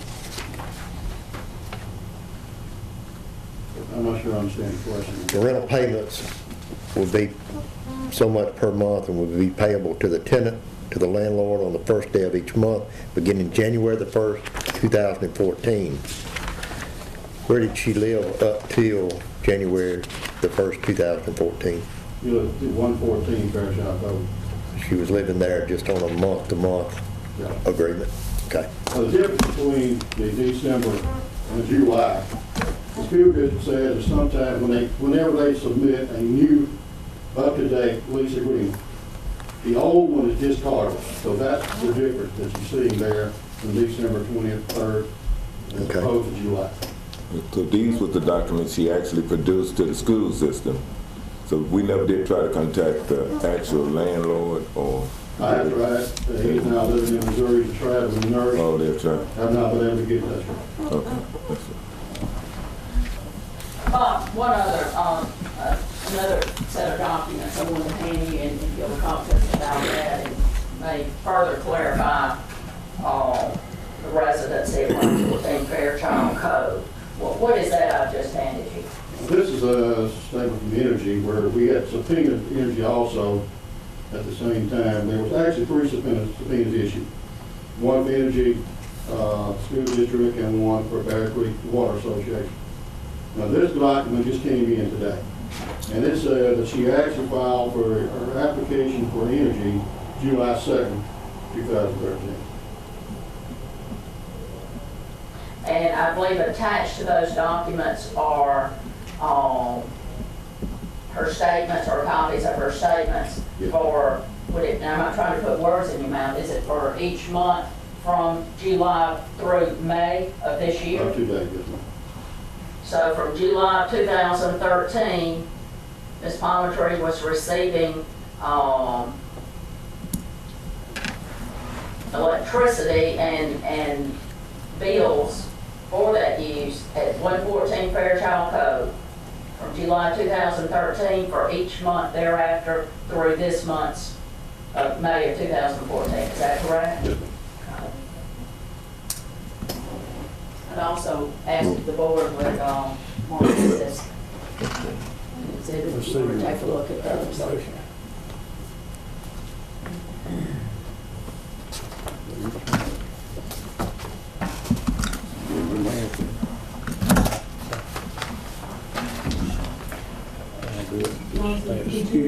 There's no such thing as exhibit here. You might have to write it on. Those are documents Just put that them were together. subpoenaed by Mr. Woods, special agent from the state auditor's office, to Entergy, which reflect, in those documents, it reflects that Ms. Palmertree was being billed by Entergy from July of 2013 at 114 Fairchild Code, I'm sorry, in Canton, Mississippi, through the month of May 2014, which is the month we're in, as you know. So you need a motion. So moved. Second. Got a motion and a second, any question? All in favor, say aye. Aye. Opposed? Motion carried. Now, Did we have anything about the past address from Energy on file from her? You didn't ask for anything about that? No. We asked for all documents for present, which included the application for service of the occupants that they're at this time. Okay, that was okay. Mr. Woods, did you conduct, were you involved in any investigation regarding Ms. Palmertree's house on Brookwood Drive here in Warren County, Mississippi? Would you tell the board what your investigation was and what your conclusion? May 15th, this past Thursday, 5:30 p.m., 8 J Street, and I went to 207 Brookwood, which is the address of Shelley's house. In the yard was a Caldwell Banker sign actually selling the house. There was also a vehicle parked in the driveway. We walked up to the house. A young man comes out and introduced himself as Cody Ashley. We asked him if he lived there. He said, yes, he does. He lives there with his mother, which he identified as Deanna Burke. We asked him how long he had lived there. Now, he said probably a little month, just guessed maybe, a little over a month. Okay. Let me ask you a question. How old was Cody? He was an adult. I would say mid-20s, probably close to it. So you wasn't talking to a child? No. Okay. Okay, at that time, we asked him if Shelley Palmertree stayed there. He didn't even know it. And then he said, well, that might be the lady that owns the house. So at that point, we just discontinued the meeting with him, took his mother's phone number, so she was not there at the time. We left about an hour later. We called back and talked with the mother, which she requested. She didn't want to talk on the phone. She asked me to come back by. we did the same thing. We asked her, she said that she's been there since mid-February. Is that Deanna Burke that you were talking to? Yep. Been there since mid-February, and Shelley Bell Palmer does not live there with them. So we asked how she paid her rent. Well, she said, well, she goes and deposits the rent money in Bancorp South into Shelley Palmer personal account to pay the rent. Okay, do you have any kind of proof of that? How the rent paid? That's the thing. We have no proof of that. But let me ask you, Shirley Palmer, based on your investigation, does not live on Brookwood Drive in Warren County, Mississippi. You're sure of that? Based on your investigation? Everything like that, she lives at 114 Fairchild Cove. Yeah.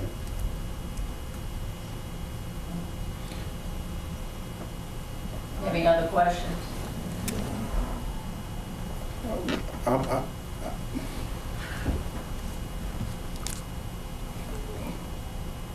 Is there any other evidence saying that she do not live there? Because she could very easily say, well, I stay with them, they stay with me, and they pay me rent. Well, two interviews, her son, her, separately, both said she did not stay there. In two separate interviews, not together. So, no, she doesn't live there. Okay. Is there any physical evidence that you can say? No, sir. The way I'm getting at is that I would imagine she's gonna reach for straws and she gonna say, something similar to where I do live there, or my resident is, I got two residents. So I'm just trying to cut down the problems. I just want to remind you, one of the pieces of evidence we have here is a sworn statement under oath that she lives in Madison. You can't get any plainer than that. That's all I need to It see. says presently and permanently, also. Yes. Yeah, we talk about that. Yeah. That's pretty plain. Let me ask you this, Mr. Woods. Do you have any information, and whether it be physical documents or not, but do you have any information as to who is billed the energy, what name the energy bill is in on Brookwood? Brookwood, just through have not checked, and officially, it's supposedly still in her husband's name, Roger. Okay. But it's not in Shelley's name? No. And the electric bill in Madison County is in Shelley's name? Yeah. Not in her boyfriend's name? No. Okay.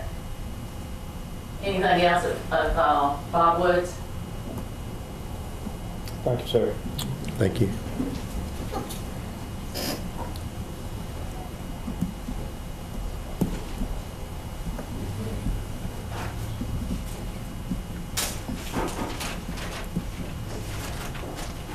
We'll call John Smith, our county administrator.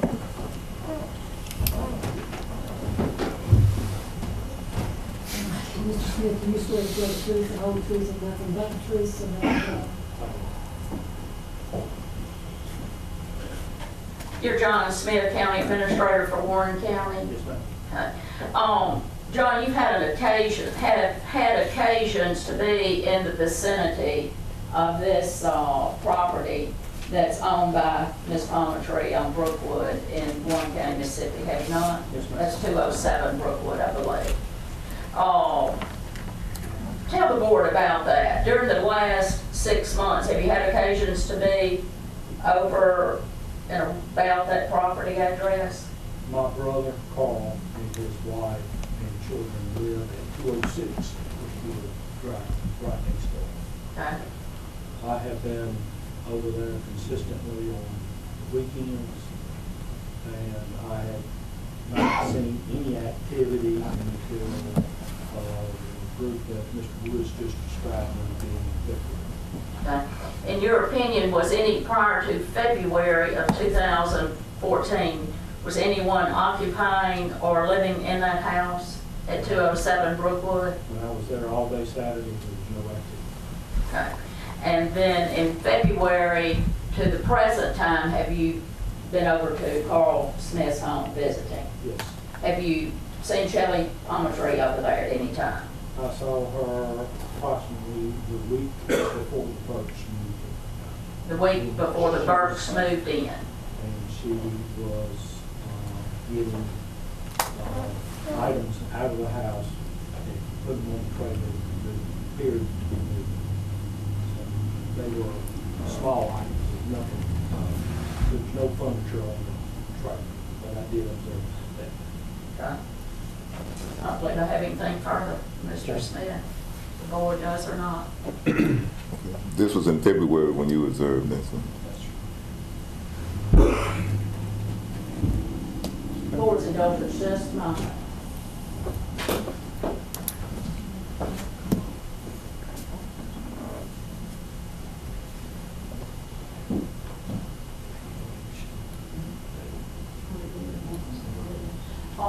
If we could, I'm going to ask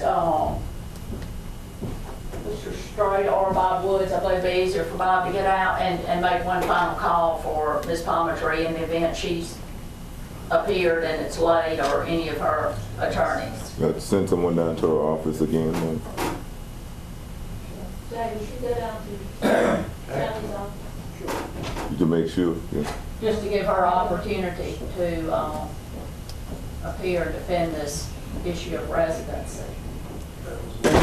Thank you. Thelma's going too, she's trying to service the paper. Oh, Miss Thelma's trying to, okay. I think it's pretty evident that she doesn't want to be caught.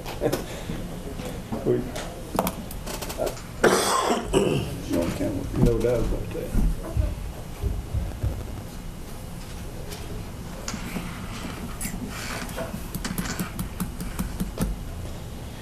So where we? Well, gentlemen, that would conclude the evidence and the testimony that the state, as well as myself, would have to present to the board this morning.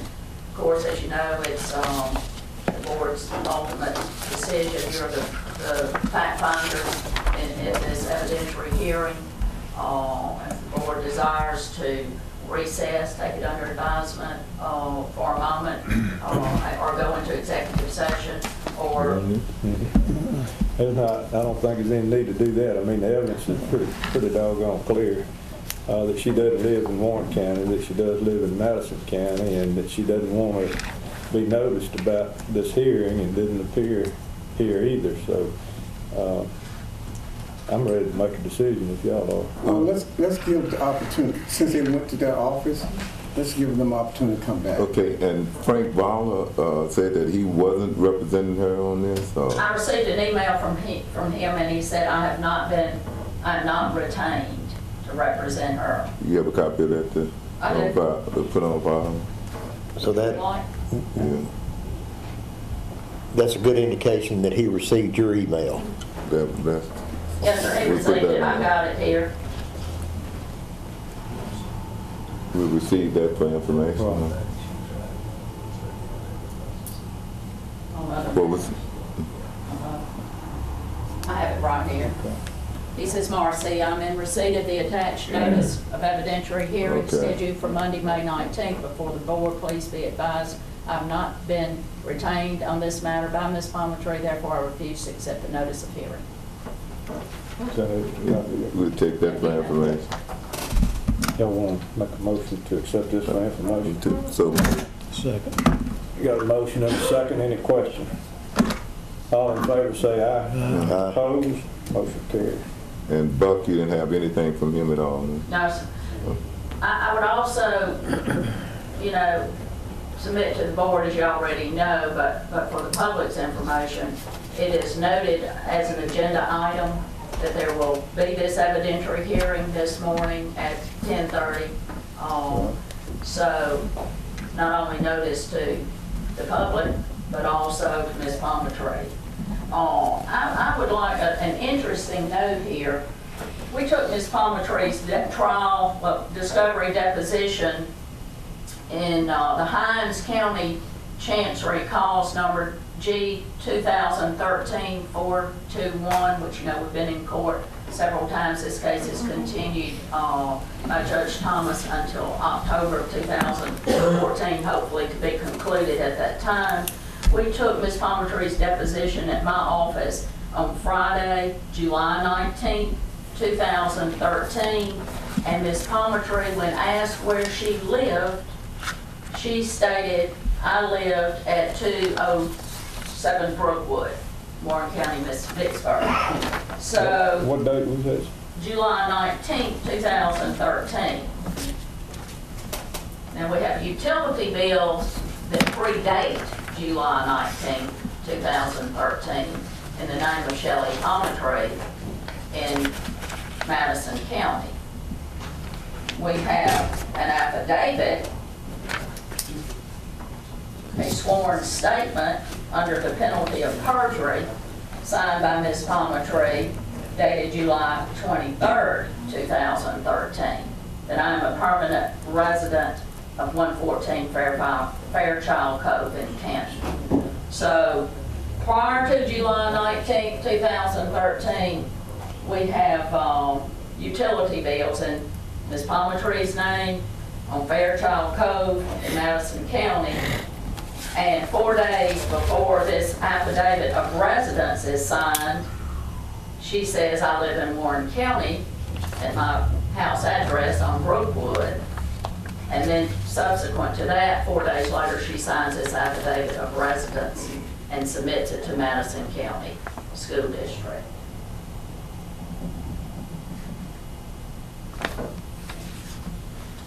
Oh, that's from information. There's information been received from one of her deputy clerks that Ms. Palmertree will be in the office this afternoon. She's at a doctor's appointment this morning. But I mean, that's just for y'all's information. In other words, she's not here. I would be too. So that's all. That concludes, from our position, it concludes the evidentiary hearing. Whatever the board desires at this point, as far as taking this matter up. Do we have a recommendation from the state attorney?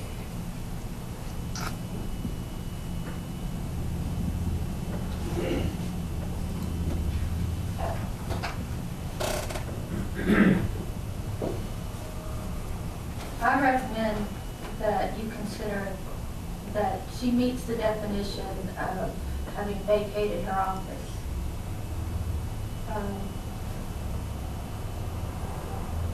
I don't know what time this afternoon she plans to be here.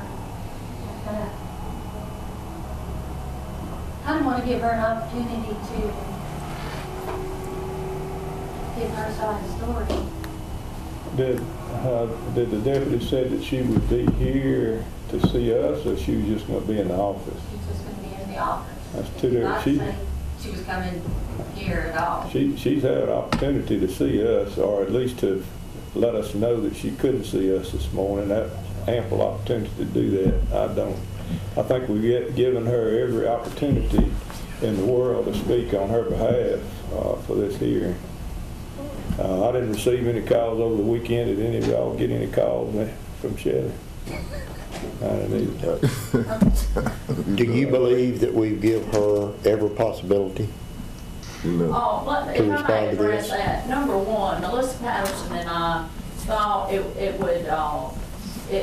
would suffice to provide this notice to her. She refused to accept this notice. It's not a subpoena, you know, and although the board is acting in accordance with the Constitution in a judicial position here, there's no subpoena issued to her, but certainly she has noticed that this hearing would proceed at 10:30 this morning.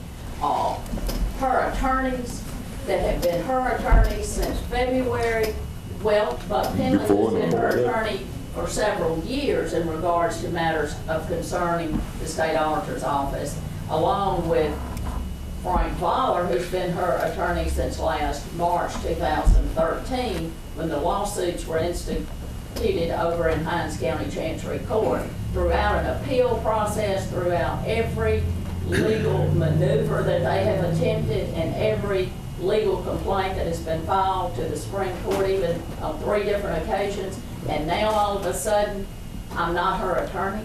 Yeah, she could have had someone show up on her behalf. Right. So I think everything that has been done should have been done by the state of Mississippi. Thank goodness the auditor's office has done the grant legwork and the investigation that they have done, and used the state's resources to do that on behalf of the taxpayers of Warren County. And I've worked with Ms. Patterson as closely as we could, and I know the board has allowed me to do that. So we are at the point of where the rubber hits the road, so to speak.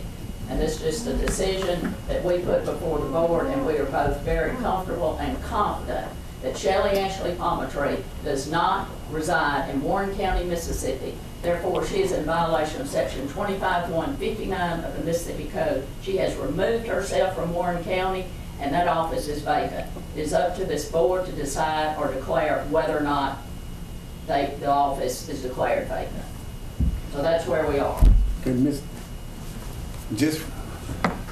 Patterson, you said earlier that your recommendation was, unless you want to change it, that your recommendation was we give her an opportunity to come to this board meeting this evening. Did you say something similar to that, or? No. I said that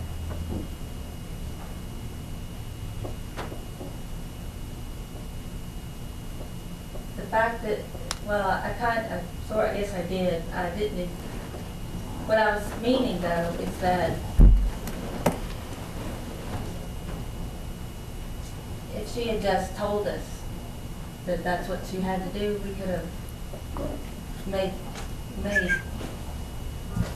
arrangements for her to come at a later time. I mean, she knew that that this was going to go forward. All her attorneys knew, and despite that, she didn't bother calling anyone, having her attorneys calling anyone. And, you know, her clerk, her deputies could be, you know, could even not be knowing what the truth is. I mean, I'm not saying they're lying, but they may not know if she's coming in or not. In regards to knowing what the truth is, we have an elected official in this county who's sworn to uphold the duties and responsibilities of an elected office in Warren County. By the hand of that same official, we have a sworn statement saying that she's now a resident of Madison County. That's correct. I see no option left to this board if it intends to fulfill the duties and responsibilities that we're sworn to uphold. And last time I checked, we all still live here. Yes, sir. To me, it is time to declare, and I so move, that the office is vacant. Second. We got a motion and a second. Any questions? All in favor say aye. Aye. Opposed? Motion carried. Whatever we need to do. I make a motion that we give the state auditors the necessary, whatever they need to go ahead on to freeze the accounts to make sure that that office is secure. Gentlemen, let me, I have a proposed board order. Okay. And I'm going to give each one of you a copy of it, and I will read that order. You have voted unanimously in this matter, but we do have a prepared proposed order for your review, and then, of course, this just basically substantiate backs up your vote. Okay. Do we need to sign off? Well, let's, yeah, we'll look at it in just a moment.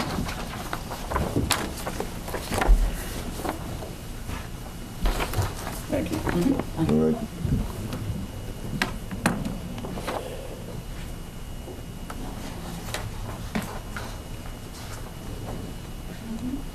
If I may, as you look at that order with me, but I would like to read the order for you and see if you have any concerns, because this would be the order of the Warren County Board of Supervisors, having heard testimony and having received evidence in a public and recorded evidentiary hearing concerning whether the Warren County Circuit Clerk Shelley Ashley Palmatree violated state law governing residency requirements for elected officials under Mississippi Code 25-159, which requires a public official during his or her term of elected office to reside in the state, district, county, county district, or municipality for which he or she was elected or appointed.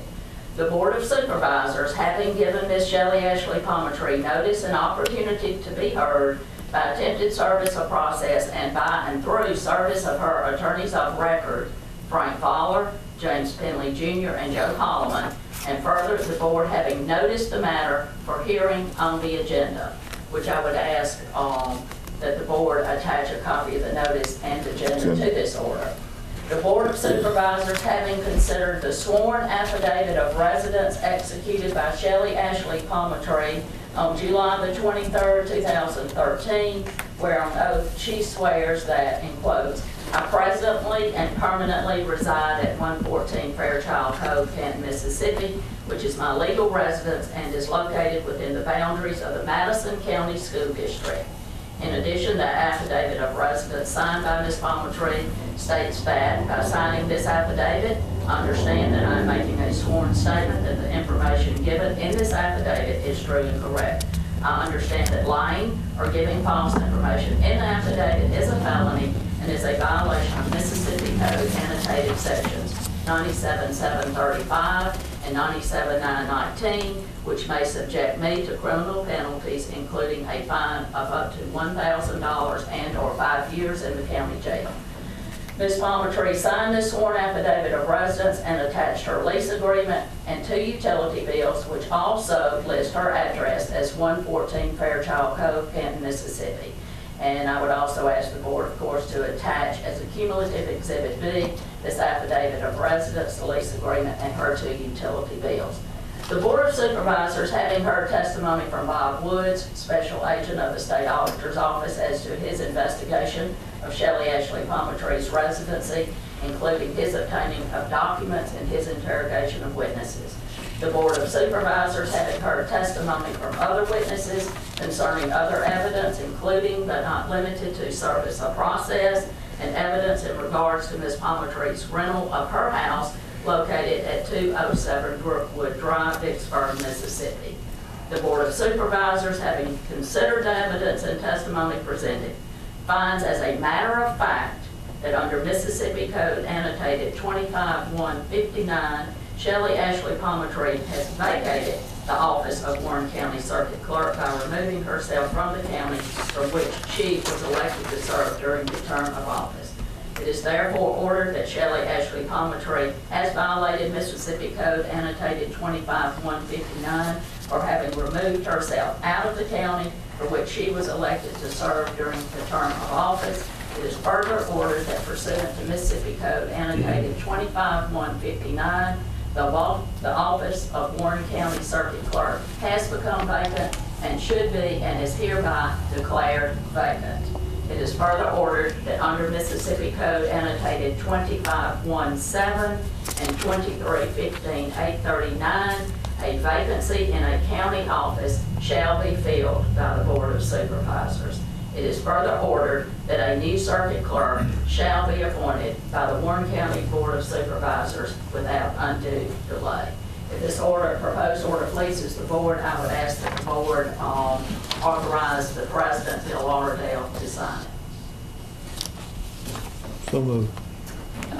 Question before you go any further. Now, they've already voted to vacate. Can this not be the written account of that on that same vote? It can. Well, I really want them to accept the terminology of this order. I know they've already voted to vacate, but I really need them to accept this. All right, we got a motion. Yeah. Do we have a second? Oh, second. We got a motion and a second question. Any other questions? Donna? That Well, okay? that's all, I was just, Okay. you'd already voted for us. All in favor, say aye. Aye. Opposed? Motion carries. And we will attach those exhibits, Mr. Lauderdale, once it Okay. passes around. For the sake of the minutes, do you wish us to, in specifics, offer a motion to accept this order, this I think, written order? I think the signature of that Should be order sufficient, but I'm and just- is sufficient. For nitpickers, I'm just, No, I agree with you, but don't you? And I mean, it will be spread on its minutes, so I would ask the board to, accept the order, just authorize Mr. approve Lauderdale the order, and to approve the order as we've Mr. already Lauderdale. authorized him to sign. That's correct. So moved to approve the order. Second. Motion and a second. Any questions? All in favor, say aye. Aye. Opposed? Motion carries.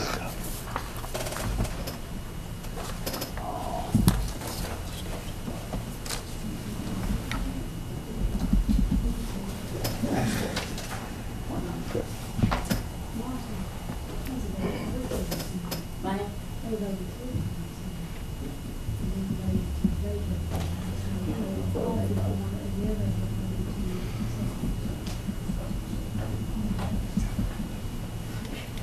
May have been a little redundant, but we got it in there. It's gone. We're Approving better it and then, yeah. Better to be in there more than once than not at all. Exactly. All right, I have one other proposed order for the board at the moment, which is an order, and Mr. Banks was with me on that, an order that we're proposing that the board freeze the civil and criminal accounts of Shelley Palmertree, the circuit clerk, civil and criminal accounts. So if I may, give you one to take a look at for a moment. Okay, thank you.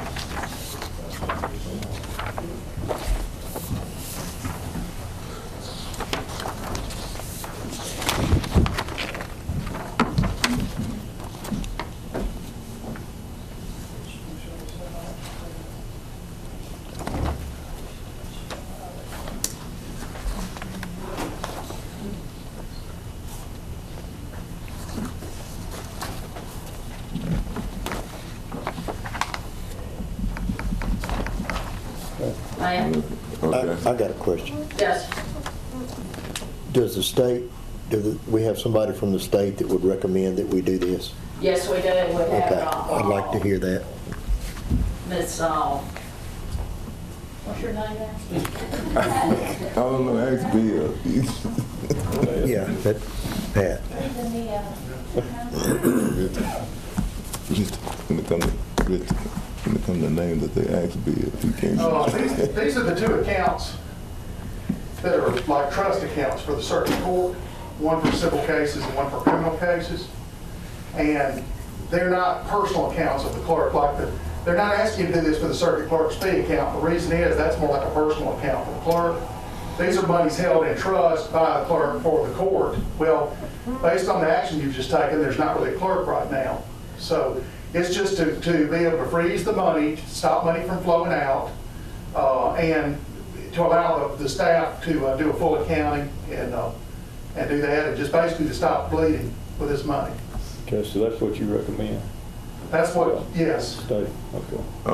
What about checks that probably have already been written on that account that probably to people or clients that's supposed to be getting reimbursed for? Yes, so that's an excellent question. Outstanding checks. Yeah.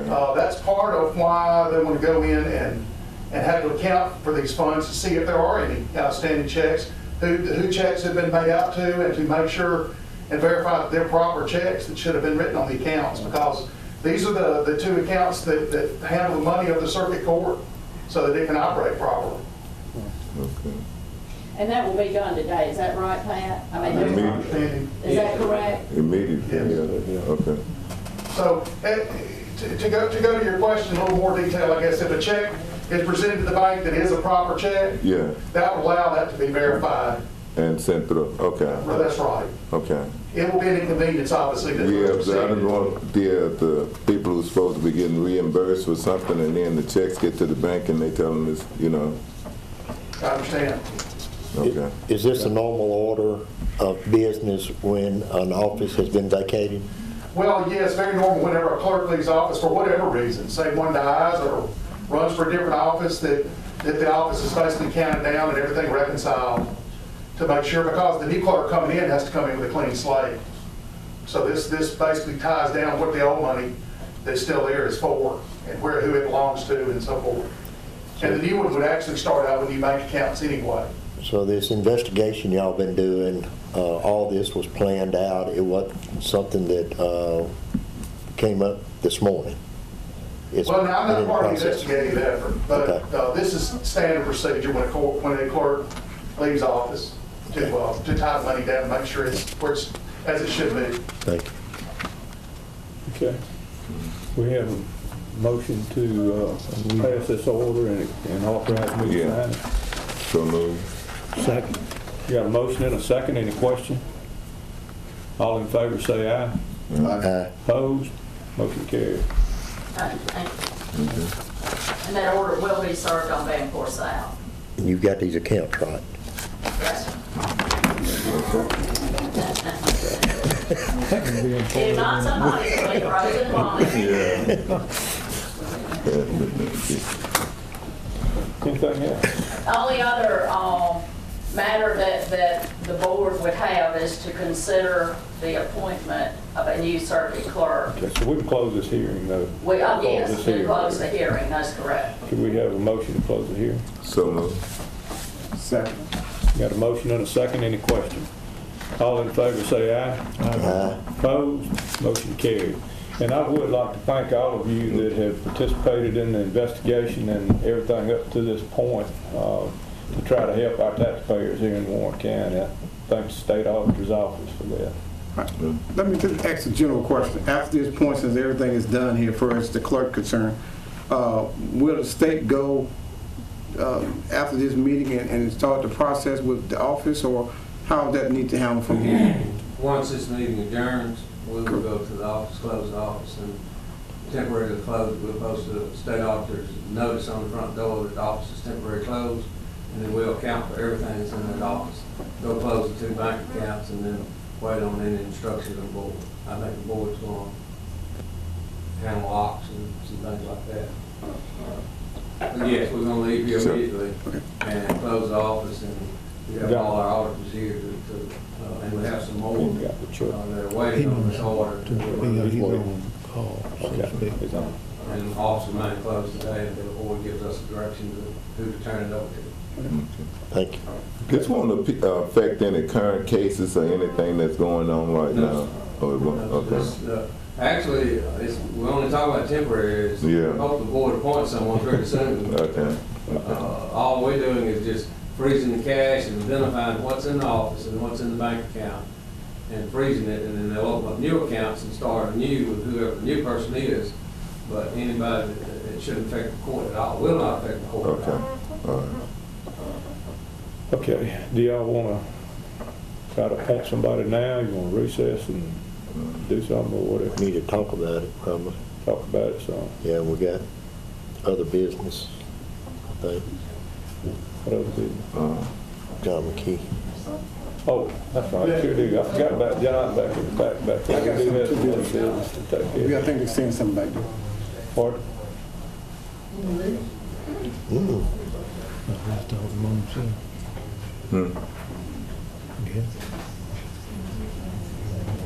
How do we close the hearing? We didn't close the hearing.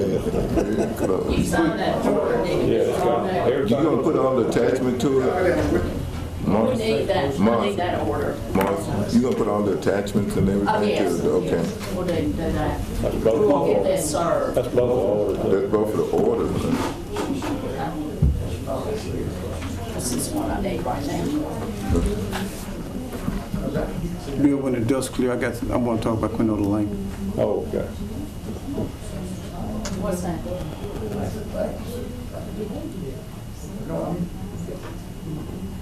Yeah, they're gonna deal with it. We are not in charge of it.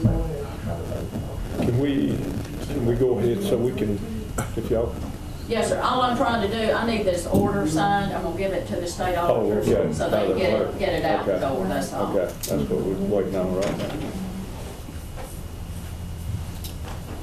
Since I'm the only member of the public here, congratulations, folks. We appreciate what you do. Thank you all so much. All right, thanks. Thank you.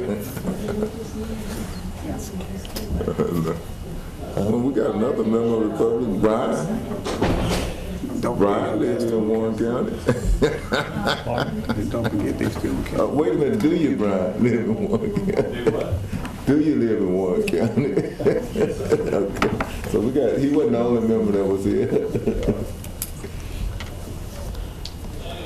Danny?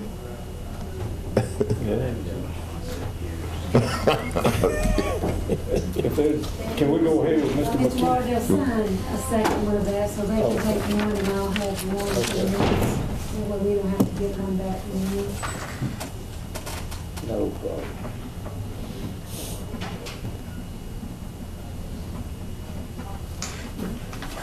Thank you. Go ahead. I'm gonna run this out today. Marcy, great. Everybody, everyone, thank you. Appreciate it.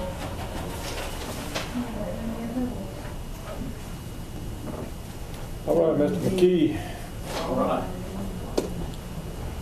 got 3 minutes. Well, I see all the bids checked out. We got a little bidder. We would recommend to you that we take advantage of the prices we have and award this project to APAC Mississippi Inc. Low bidder in the amount of $862,254.15. That would be all the base bid and the 3 alternates that we had listed and reject those other bids. So we'll be able to get all the roads paved that we thought we were? Yes, sir. So that will be the base and alternates? Yes, sir. Thank you. John Smith, just here, I begin to concur with that as far as his finances, but I think that's within the money he has set up. If not, we would try to, I know it's really close, and we'll make these numbers work with what he has. All right. Okay. I'll make a Need a motion. motion to accept APAC, reject the other 2. Make a motion to accept APAC and reject Second. Central and Got a Jefferson. motion and a second, any question? All in favor, say aye. Aye. Opposed? Motion carried. That's all we have. John, one question, or Brian, on the paving, I mean the striping, where do we stand with that and maybe a timeline for bid opening?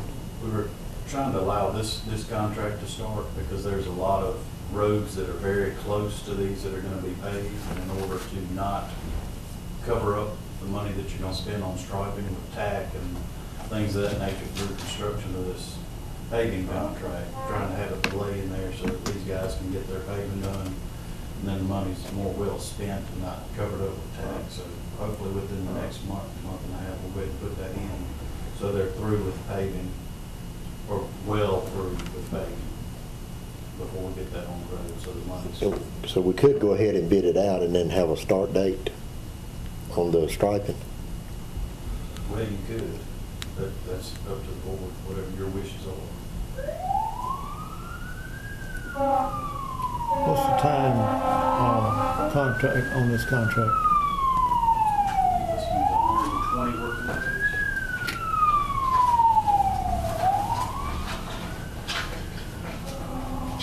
And you got to figure on the possibility of them being old on it too, not going just by the 90 working. end of the contract. Calendar day? What do we usually experience on these things as far as them the contractor getting through on time? They're usually pretty close to getting through. Pretty close? We've had a few where they might have 5 to 7 days liquidated damages, but they're Usually within that week or so. And they also can get through early too. Well, yeah, they do that. That'd be good. So do y'all have the documents we need to stamp? Or? Yes, sir. Okay.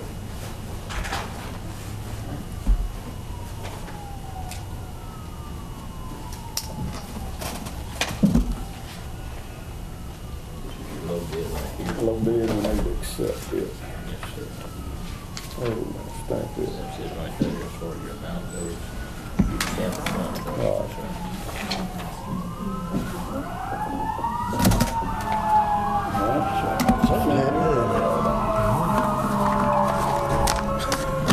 Bring Shelley set office on fire? Hopefully not. You can ask John about that, man, since he's back in. John, we just took action to award with all three officers amount of $862,000.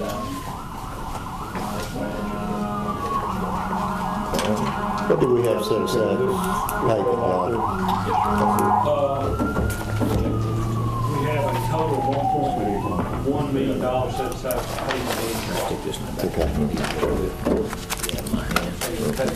This is the listing of the paving roads in here. This shows the add-on this right here, these are the base bids. I'll get you a copy of the road. Yeah, okay.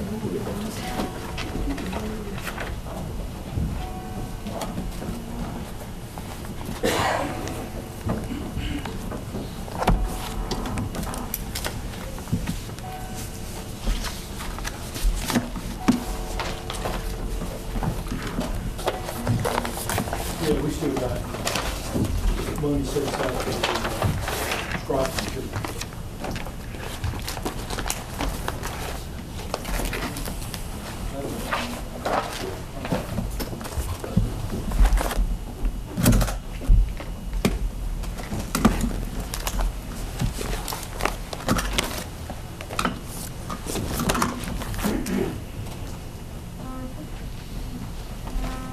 I would like to see us move ahead as fast as we can on that striping. I'm okay with what you're talking about, protecting that striping, but surely that we get it done this summer.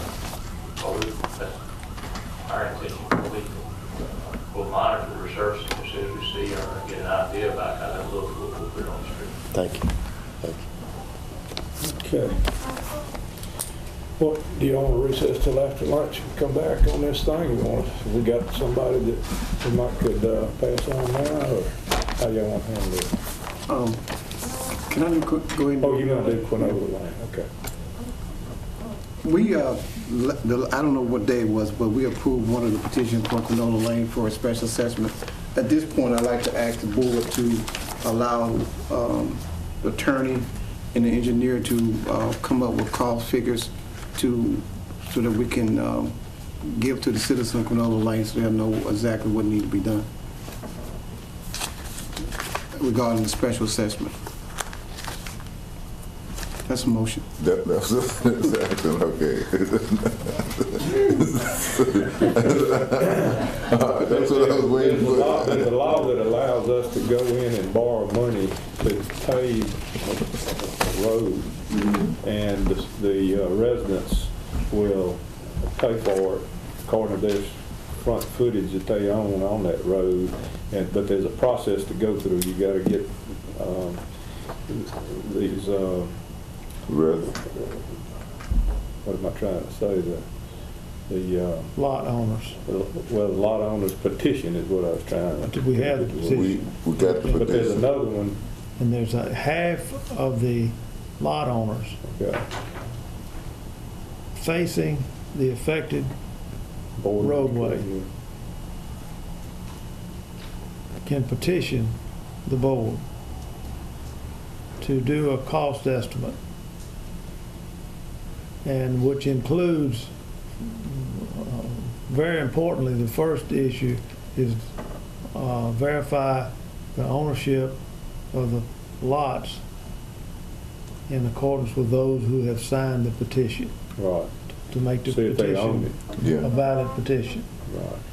The next most important thing is the ownership of the roadway itself. Right.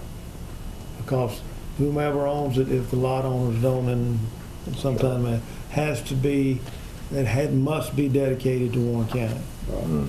Free and clear of any encumbrances, taxes, or anything. Once that's determined,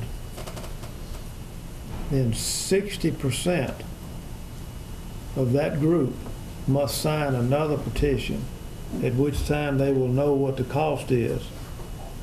If they sign, then they're buying into a payment plan for 10 years to retire the debt through their tax assessment. The other folks who may not sign will be assessed regardless. So, that 60% signs up, everybody's in, and it's by front foot assessment. And make any difference about value of the home or the lot or anything law specific about it is assessed by front foot assessment. So that's the basics of it. Have you had a meeting with the group to let them know that they're actually paying for this? I have not met with the group as a whole, but I've met with several members that signed the petition. They signed a petition to have it done, but do they know they got to pay for it? They need to know how much. That's the question. Do they know they got to pay for it? They do know that. Yeah, that was said when they signed the petition. Okay. The group that you said, how many do you think you've met with out of the group? I imagine there's 7 or 8, probably 4.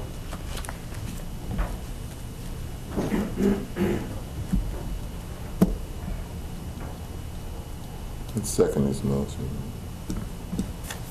Motion? That was a motion to give the... Yeah, he finally put it in the form of a motion. Yeah, that's what I was trying to get it in. Yeah, he finally... I was trying to get it down to My motion was basically to allow the attorney and as well the engineer to verify signatures as well as assess fee of how much it would cost.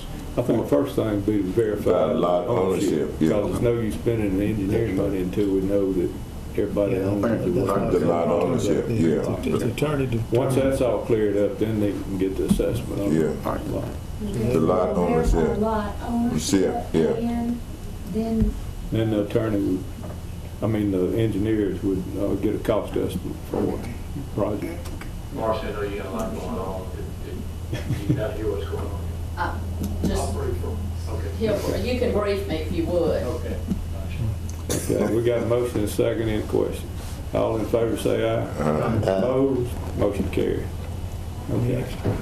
Next. The other matter we need is to authorize the locks being changed and to call Chuck on the clerk's office. That's a phone call away. Okay. So we need a motion for that? I don't really think so, but I thought once we did that, we own the building, I think we'll take care of it. But we need that done quickly. Yeah, but John can get in right. John, can you call Chuck? You call Chuck. I would if I had my phone. Oh, no. And who provided the phone? You got it, Richard. 218-4650. Now let's get it on. Mark, I think somebody was trying to get your attention out there. No.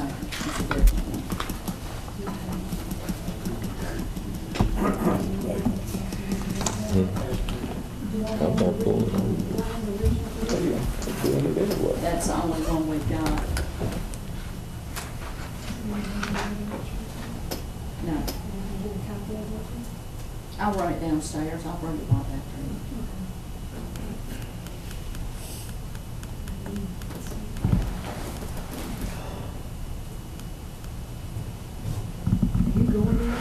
I will, just for that. Well, let's just tell them, put Slay's, the clerk seal on it. So he's Need this attached to it.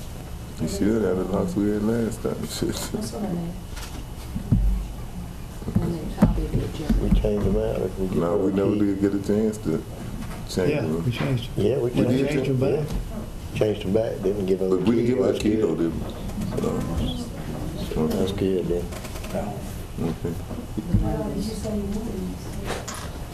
Yeah, grab one. Okay, I'll call you back in a minute. Look, in front of Danny, get a coin. I did. I got one. I'm looking for that. Okay, what y'all want to do? My suggestion is, I was talking to John earlier, just in case there was a possibility I don't know who have people who have been interested, but Is Tanja there? But what I would suggest is, let's set a meeting for next week. Let's interview those people who may be interested in. The reason I'm saying this, rather than appoint a person, I'm trying to wait till Richard get off the phone. I got a question for you.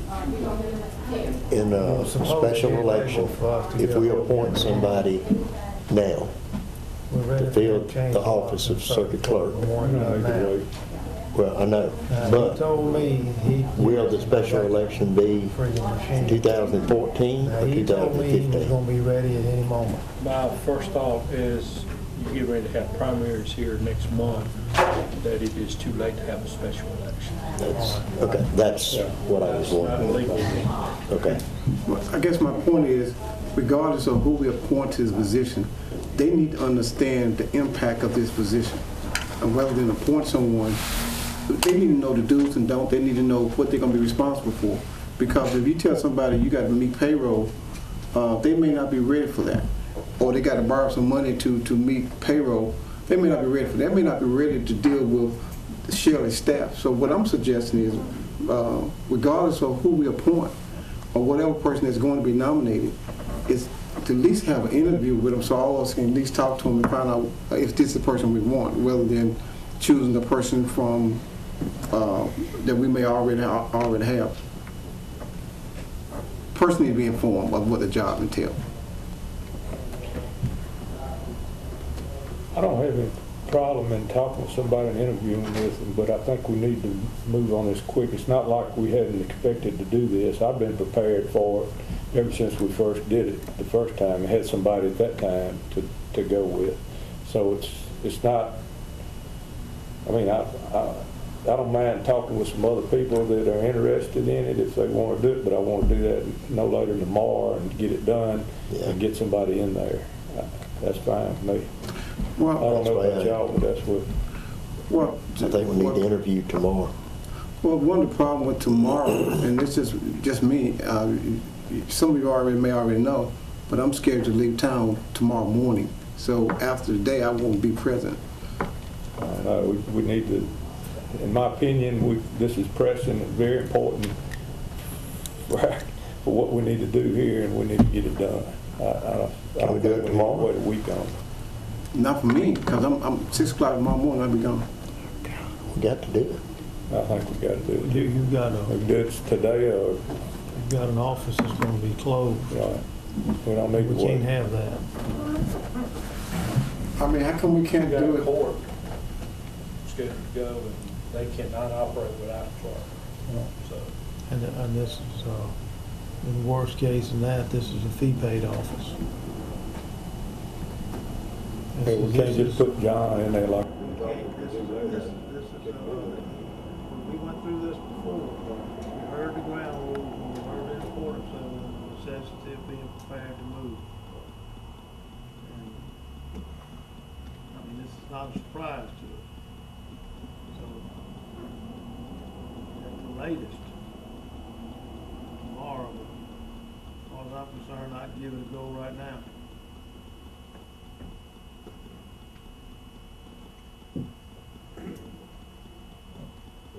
Y'all have somebody in mind? I don't know, because right now, I don't have no one in mind, and I'm not sure about whoever else. That the state auditor said that they would be down there to talk to whoever was available. They'll work with whoever we Whoever we appoint, they'll be glad to work with. Like they do in any case where vacancy is, and that kind of offer. I've got somebody, like you say, from the start that showed interest in it, did a lot of research on it. You know, he is modern.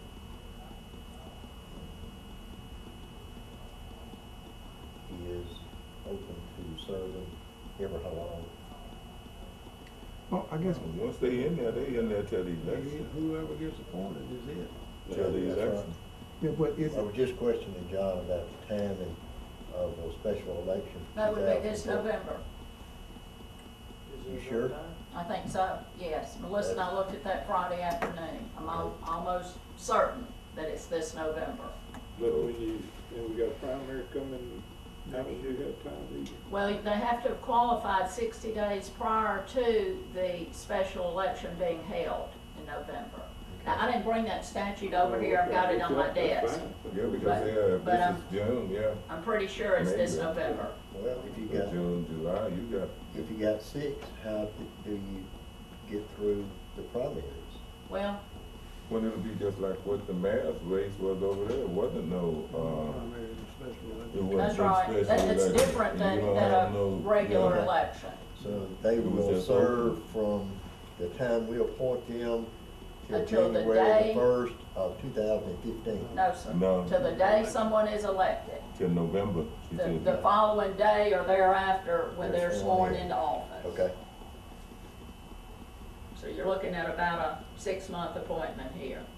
Somebody's got to financially be able to do this.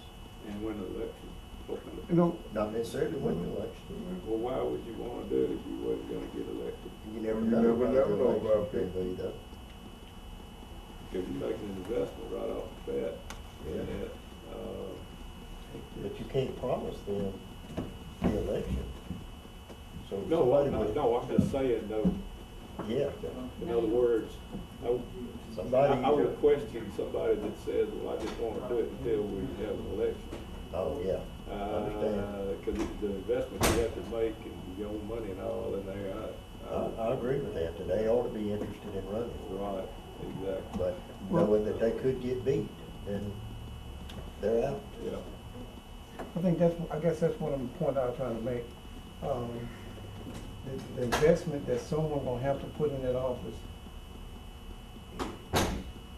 I don't think anybody and everybody that can fit that position or fit that bill for a circuit clerk. You're right. Well, that's why when you make an appointment, you take that into consideration. And that's why I've been looking and talking to folks since, the last time we went through this, so we have somebody.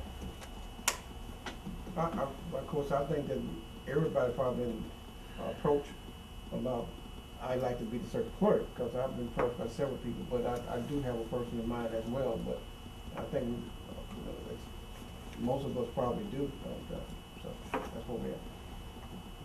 Well, what y'all wanna do? We got to narrow it down on the course. I'm ready to do it. Somebody make a motion. Or else we will. Make a motion to appoint someone, make a motion to do what? Whatever you wanna do, except, I think the question about waiting is out from what I see here, so we either, I think that'd be wise.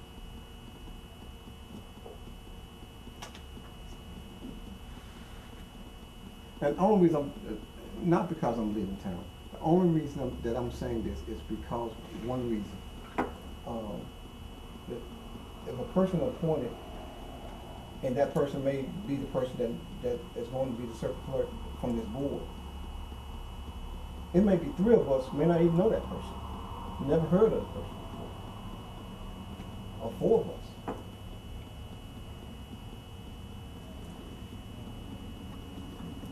Gonna have to be at least 3 of them that's gonna agree on the one person. Because other than that, I know if someone I don't know, I'm not gonna agree until we do have a chance to talk to them and say anything. So whoever they put on the board, unless I get a chance to talk to them and say, I'm not gonna agree. y'all wanna name some folks and we'll meet with them, tomorrow morning and go, What you want. this The afternoon. ones that you're talking about, I think they need to be put on notice, whoever you put. Before he leaves town, like, tomorrow we get Do it back here at 4 Saturday, o'clock. 4 o'clock, 5 o'clock, 6 o'clock, whatever. We're gonna try to get nominate the nominees here. You wanna be a Yeah, part of it? Whoever you're Way to get it interested in done. having, have them Well, come up and we'll recess until about 4 this afternoon. We'll do it up, well, can we do that? We can't do that over there. No, you need to do it over here. You'll have to appoint. Didn't reach it. I know, but we can interview over there. Let's We go ahead and recess to 4 Can't o'clock. get together. This is not for a job, it's not for an employee, so it's not personnel matters, I guess. Can it be considered personnel? I mean, it's kind of like that, but it's not. I think that you would be able to go into executive session.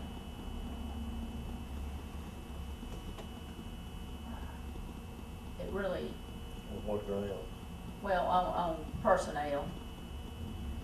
In this particular case, it would probably be warranted maybe because there's some financial That's right. questions that have to be, Mm. and that's personal. Well, we don't know who's gonna ask what. I mean, it's just like interviewing them. Well, I would not conduct an No. interview and ask personal, if anybody's going to ask any. I'm Well, comfortable they'll with have to be saying financially able this to would- be able to walk in and they go. would Yeah. qualify for executive session, at least to interview these people. Because Then if you you- come out and yeah. discuss whatever you discuss, otherwise, but. But if you're not financially able, no They need need to even putting in or they coming need to in. show up for an interview with their credentials. What time would be all right with y'all, sir? 4 o'clock, good for me. Doesn't make a difference to me. Why don't we give John the names of the people we'd like to see here to interview and have him contact them, and we'll just meet back here at 4 o'clock. We can go in executive session, they can sit outside and bring one at a time in and make a decision and get the result. After 4, can we get a hold of a bank to check their finances? We not gonna check that. We're not? I would, When they say when they're elected, you can't really treat them any different than they are if they signed up and qualified to run. Okay.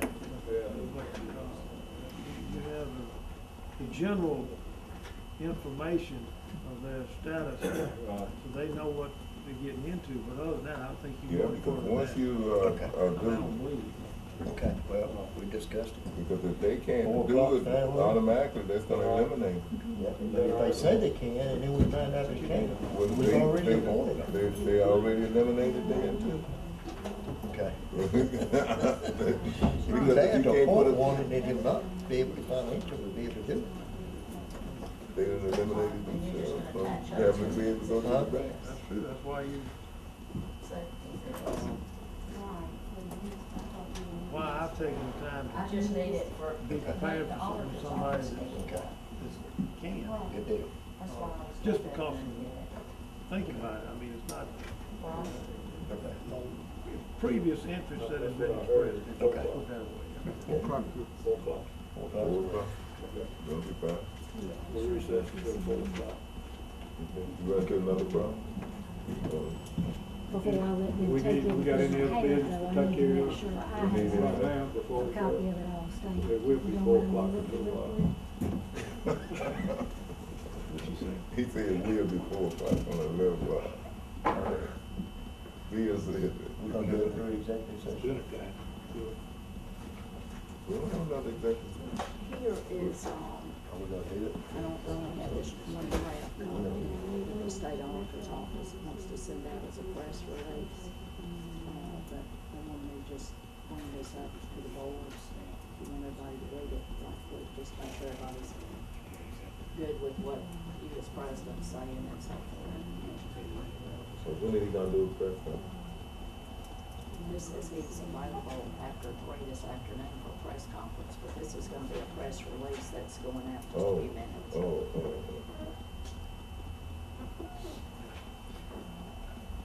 How's the attitude of? Max Morris has the attitude of Yes, sir. Just want to initial that, Mark. Well, just to make sure y'all are okay with it. Initial. But as long as you've seen it, you're okay with it. Do we need to put this in the? No. No, it's just kind of a neutral. You get Chuck, find out.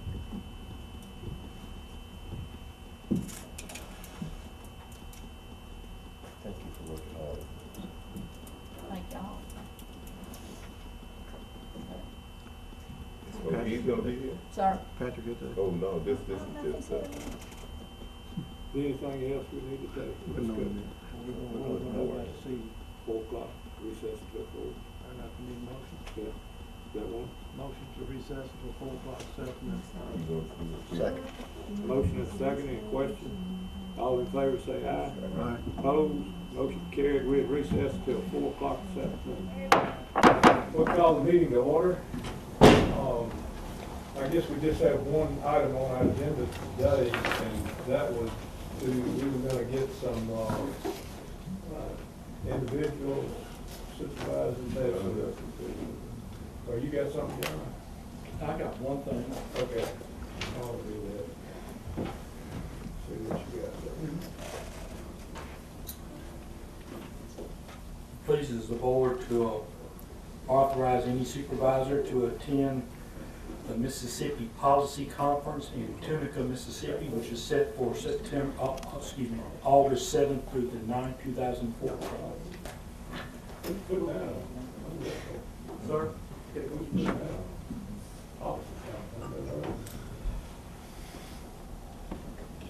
This will be the Western Black Caucus Local Education Leadership Institute. This we've sent members of the board the last 2 to 3. So moved.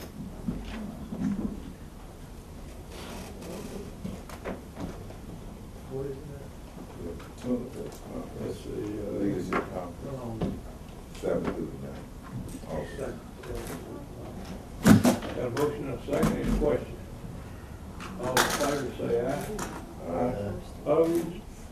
Motion carried.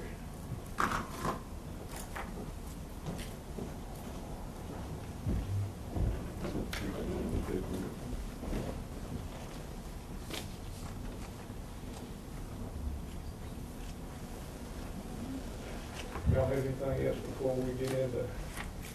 And I think our plans are, whatever individuals, how many people you have, John, that don't come here this afternoon, for us to interview? I have 2 in here right now. Okay. Did you have any more that said it would come? There may be a 3rd on the way. I'm expecting a 3rd one any moment now, and a 4th one maybe. Okay, so we're gonna get started here and then, if they'd like to find out, I guess. We're gonna go into executive session to have our discussions with each one individually. The personnel. For personnel matter. Yes. So we'll need to, do that, and what we'll do is, have our interview, and then, we get that, we don't have to go in and out of executive No. session. We'll just get through interviews, and then we'll come out of executive session, and hopefully, we'll make a decision on the replacement for the circuit clerk. Okay? Do we have a motion to,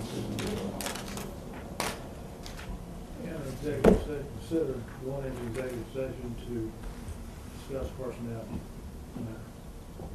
Second. got a motion and a second, any question? All in favor say aye. Aye. Opposed? Motion carries. Motion that we enter executive session to discuss personnel matter, and we wish for our attorney, administrator, the clerk, and the deputy clerk, and whichever interviewee is first, and all else will be excused. Do we have a second? Second. Question? We just need to name the first person we're Yeah, I interviewing. think, John. You got a schedule? You got a schedule? Just go down the list and. Who we got first on? One Interview. person, and whoever you got on the list first. I don't have a list. We'll building. We need a name, John. Yes, we need the names, John. I have Jan Dagg, Okay, that's first. Greg Peltz, Second. Stacy Smith, and Miss Winston. First name? Patricia. Patricia Winston. Okay. Okay, let's go in that order. And any other questions? All in favor, say aye. Aye. Opposed? Motion carries. So we're now in executive session. We have exited executive session. No action was taken during executive session. What we're in the process of doing, we've interviewed 4 candidates for a replacement for the circuit clerk, which we voted this morning to be out of office because of residency, not being a resident in the county. I would say that we've got 4 very capable candidates that came on a very short notice to come up here and try to help us get this office back up and running again. And we appreciate each one of y'all for what you did today as far as coming up and expressing an interest in this position. Unfortunately, all we can choose is one. So I'm going to open the floor on the board for a motion. Call for a motion that we appoint Jan Dagg as the circuit clerk. We got a motion, do we have a second? Do we have a second? Motion fails for lack of a second. I'll make a motion that we appoint Greg Helps as circuit clerk.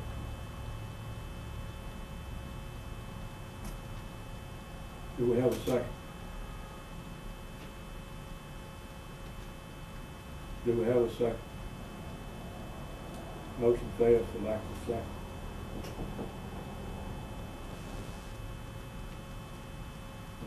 It's going to be nice if we could appoint somebody. I'll make a motion to appoint Pat Winston as circuit clerk. Second. Got a motion and a second to appoint Pat Winston as circuit clerk. All those in favor say aye. Aye. Opposed? Nay. Nay. Motion failed.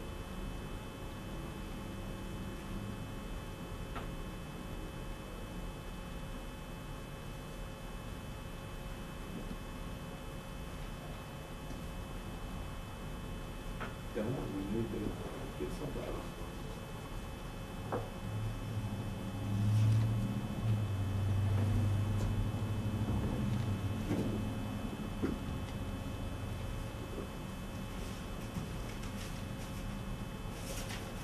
I go back to my original motion and make a motion at this time that we accept Greg Helps as appointing him as circuit clerk for Warren County. Got a motion, do we have a second? Second. Got a second? Question? All those in favor say aye. Aye. Opposed? Nay. Motion carried. Ms. Phelps? Sir. The board has just appointed you to serve as an interim circuit clerk until the general election. And at that time, there'll be an election and the new clerk will be taking over as soon as they get sworn under oath. The state audit department, we have some representatives here. They said they'd be glad to help get started on this. We appreciate your willingness. We appreciate everybody else's willingness to work with us on this situation. Well, I thank you, gentlemen, and I will not let you down. Thank you, sir. Appreciate it. Yes, Mr. Lauderdale, please, as a board, I have a proposed order for the board to make that appointment official with the blank as to who the board would vote on this afternoon. So if I may present that to the board. Just for information purpose, Yes. how did that vote go? Pardon? How did the vote go? The vote, Mr. Phelps, 4-1. You dissented. Is that correct? I just understand, I just thought maybe, It's only nay, I heard. That's fine. Okay.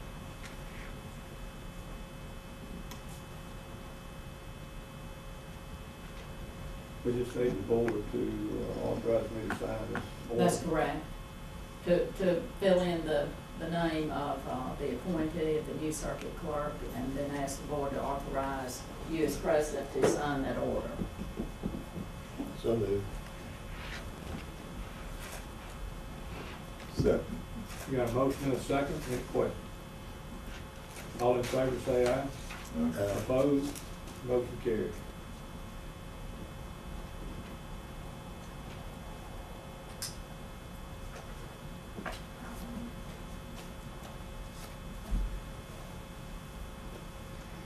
You gonna type that in there? I can do that.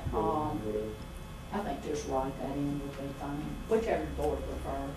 I'll be glad to type it in. I have that on my computer. Okay. I'll be glad I to. figured you knew. Yes, I do. Okay. All right, any other, let's see, y'all talking about us recessing till next week sometime? I would make that recommendation in case there are some residual matters that need to be dealt with. Getting a nod from the state auditor's office, just in the event that the board would need to take some You action. recess till Monday? Monday's a holiday now. Tuesday. We're scheduled to have an informal meeting Tuesday morning, aren't we, or do you have an agenda yet? So we could just plan on meeting here at 9 o'clock and then pick up whatever business that we might. That would be good. Okay. Off the motion, we recess until Monday, Tuesday, what day is it?